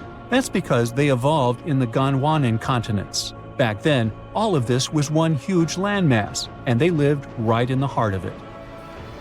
Now, this family coexisted with all the dinosaurs. The dinosaurs ruled the world back then, and the snakes couldn't be all that dangerous. They lived in the dinosaur's shadow, adapting to survive. Some of them fed on small mammals. Others waited for the dinosaur eggs to hatch. Some were super bold and went straight for baby dinosaurs. Fossils of one species showed the remains of a little titanosaur, that giant long-necked dinosaur, inside its stomach. And when the age of dinosaurs finally ended in a fiery cataclysm, it was time for these snakes to celebrate. After the asteroid disaster, the world entered a new era of heat and humidity. The warmer the climate, the easier it is for cold reptiles to thrive. Snakes, including Titanoboa, grew larger than ever, but so did the members of this family. All the snakes spread across continents, growing larger and scarier by the century. And eventually, Titanoboa stopped being the only ruler of jungles. Fast forward to about 47 million years ago. Now it's the Middle Eocene epoch, the tropical lowlands of what today is western India. A lush, swampy place, full of rivers and pools. The earth was warmer, with turtles and crocodile-like creatures basking in the sun. And there evolved the largest and most fearsome predator of them all, Vasuki indicus. Even the name feels important. Vasuki, the serpent king of Hindu mythology, a colossal snake that's coiled around the neck of Lord Shiva, strong and loyal. And the indicus part is because the snake's fossils were discovered in India. Vasuki surpassed Titanoboa and grew to a jaw-dropping length of 50 feet, like a 4-story building. It also weighed as much as a small elephant. Unlike Titanoboa, who preferred to hunt in the rivers, Vasuki mostly hunted on land, though it still could venture into the water when needed. It prowled the marshy ground with quiet, calculated movements, blending with the dense undergrowth. Vasuki also ate crocodiles, massive turtles, and even early whales in local water pools. No one stood a chance. It had immense muscles and squeezed with unimaginable force. But the snake's jaws were much scarier. Unlike Titanoboa and today's pythons, Vasuki couldn't swallow massive prey whole. Instead, it ate them alive with its teeth, just like this. Fast and absolutely brutal, it was an apex predator of its time. And don't forget that we're not talking about one Titanoboa or one Vasuki. These snakes were part of entire populations. In the Paleocene, rivers were full of various Titanoboas. Some were younger, smaller ones, fighting for survival, while the oldest and largest ones dominated the waterways, in the same way as generations of Vasuki indicus competed with each other for thousands of years. Through the years, many siblings of this family got themselves a region to rule over. For example, alongside Vasuki, this big guy was thriving in northern Africa, in what is today's Egypt. Back then, this land was full of water and swamps. Before we learn more about other snakes, this one was considered the largest, about 36 feet long.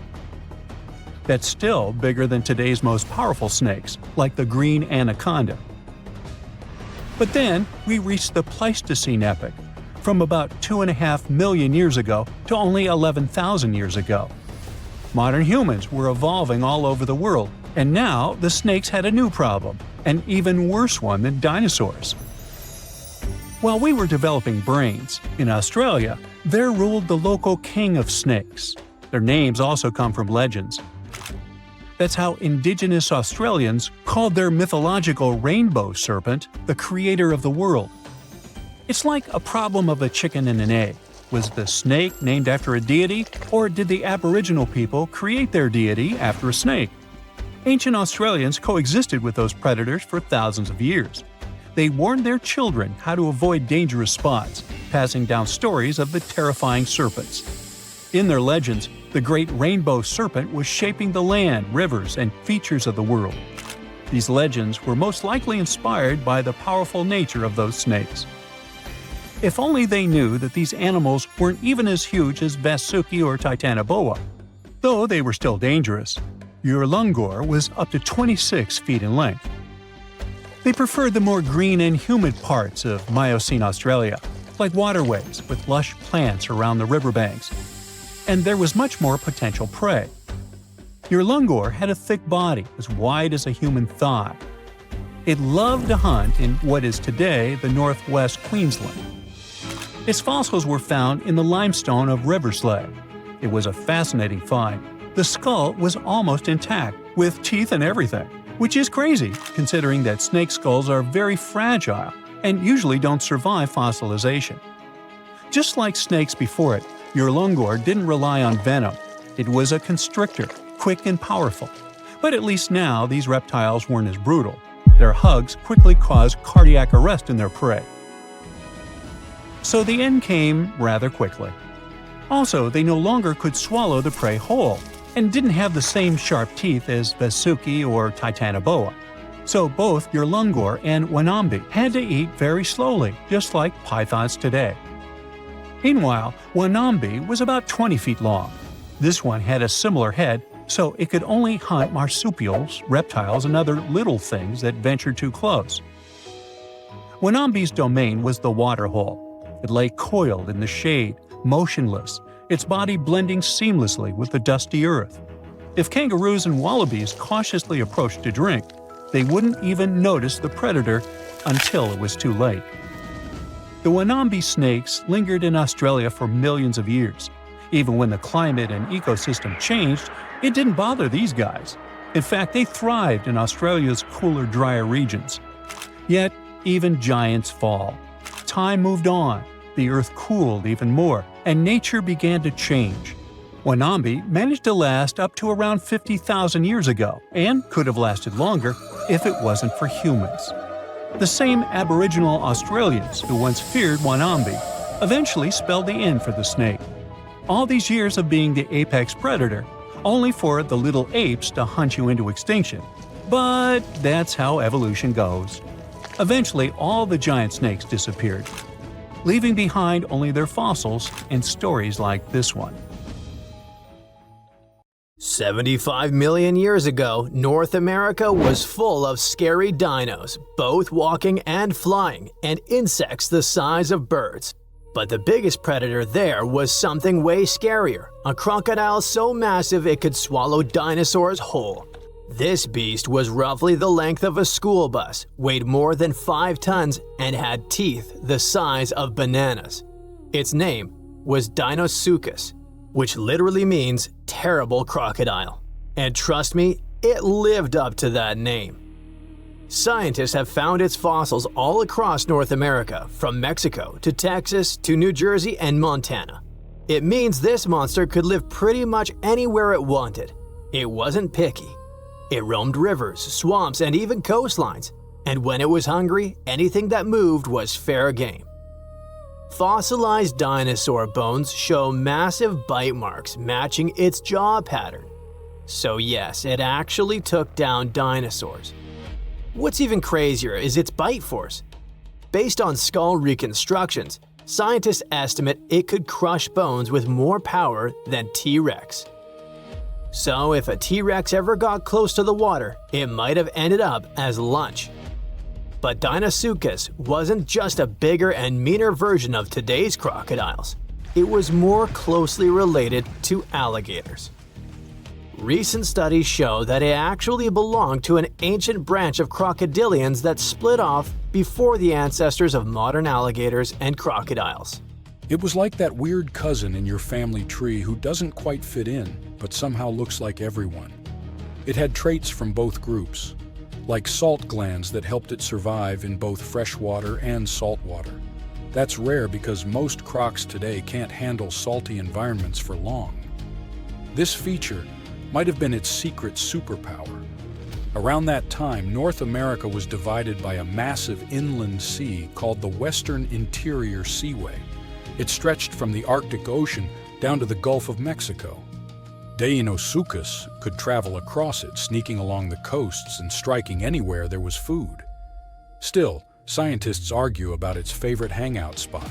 Some say it mostly lived in rivers and swamps, and the fossils found near the coast just happened to be preserved better there.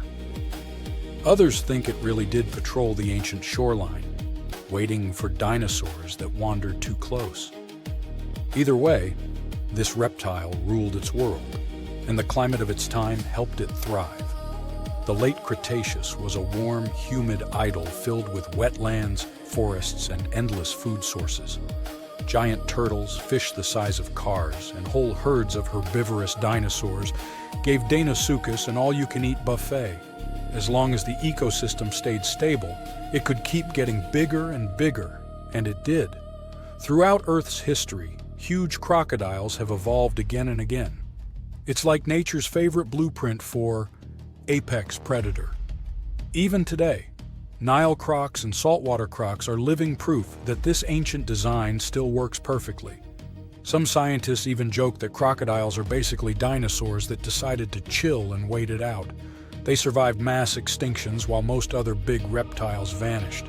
Deinosuchus wasn't so lucky and went extinct around 73 million years ago, most likely because the environment changed and its food sources dwindled. But the ocean is still full of mysteries. Maybe some gigantic croc-like beasts are still lurking out there. And while we're guessing, let's look at some other prehistoric creatures that make scientists rewrite what they thought we knew about life on Earth. First up, we have the Dragon of Death. Don't even make me pronounce its full name, Thanatosdracon amaru. Scientists found its bones in western Argentina, in formation layers called the Plautier Formation, from about 86 million years ago, the late Cretaceous. This creature wasn't just big, it was gigantic for a flying reptile. Judging by some of its bones, it has a wingspan somewhere between 23 and 30 feet. That's like a small plane wing outstretched. It's officially one of the largest pterosaurs ever discovered in South America. Its fossils are pretty well preserved, including parts that are usually squishy and fragile in flying reptiles like vertebrae and limb bones.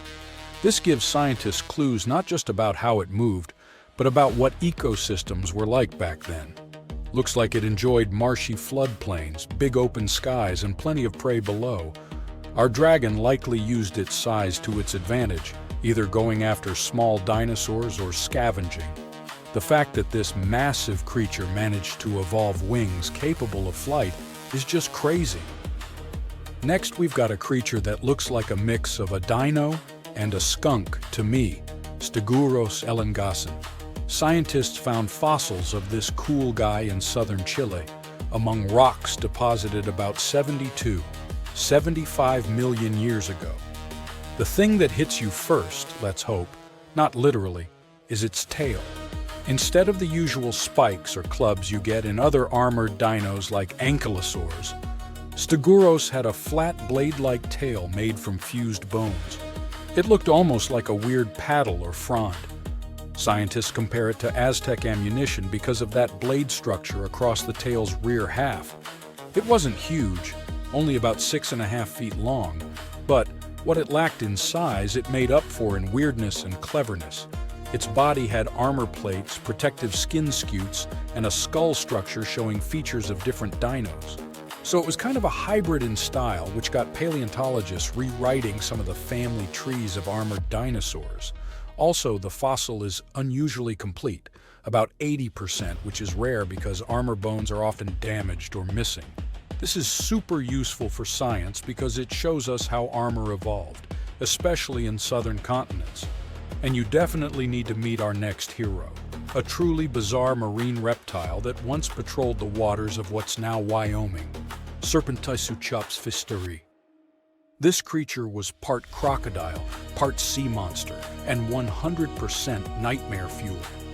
Scientists first found its fossils over 25 years ago, but they only recently managed to piece together enough of its remains to truly understand it. It had a super long neck, which was normal for plesiosaurs, and a croc-like skull and body. Most fossil books would tell you these traits shouldn't exist in the same animal. So this guy was a stunning exception. Paleontologists have found its lower jaw, a large portion of its skull, neck vertebrae, tail, and ribs. So they were able to reconstruct not just what it looked like, but how it likely moved, swam, and hunted. About 35% of its body is preserved, which is not so often for marine reptiles, and it lets scientists learn a lot about its lifestyle. With its long neck and the power of a crocodile, plus a super combo of speed, reach, and bite, this guy was most likely a top predator of its time. Last but not least, we have this cool dino, Duonicus tsoktbatari, that lived in Mongolia's Gobi Desert around 90 to 95 million years ago during the Cretaceous period. It wasn't a meat-eater like T-Rex, but more of a plant muncher. It grew to about 10 feet long, roughly the size of a tall adult human lying down, and weighed around 575 pounds. Pretty hefty for a leaf-eater. The craziest thing about this heavy guy was its hands. It only had 2 fingers on each hand, and each finger carried a giant curved claw about a foot long, covered in keratin, the same stuff your nails are made of. That keratin actually added over 40% to the claw's length, which is super rare to see preserved in fossils. Because of that, scientists can actually study the full shape and structure of the claw, not just the bone. Its hands weren't just for show, though. We can see fused wrist bones and stiff joints in the fossil, which means it could grab and pull down branches to eat leaves. So, having fewer fingers could actually be a bonus if your goal is to reach and rip down vegetation. It's a really cool example of how dinosaurs adapted in weird and specific ways to survive.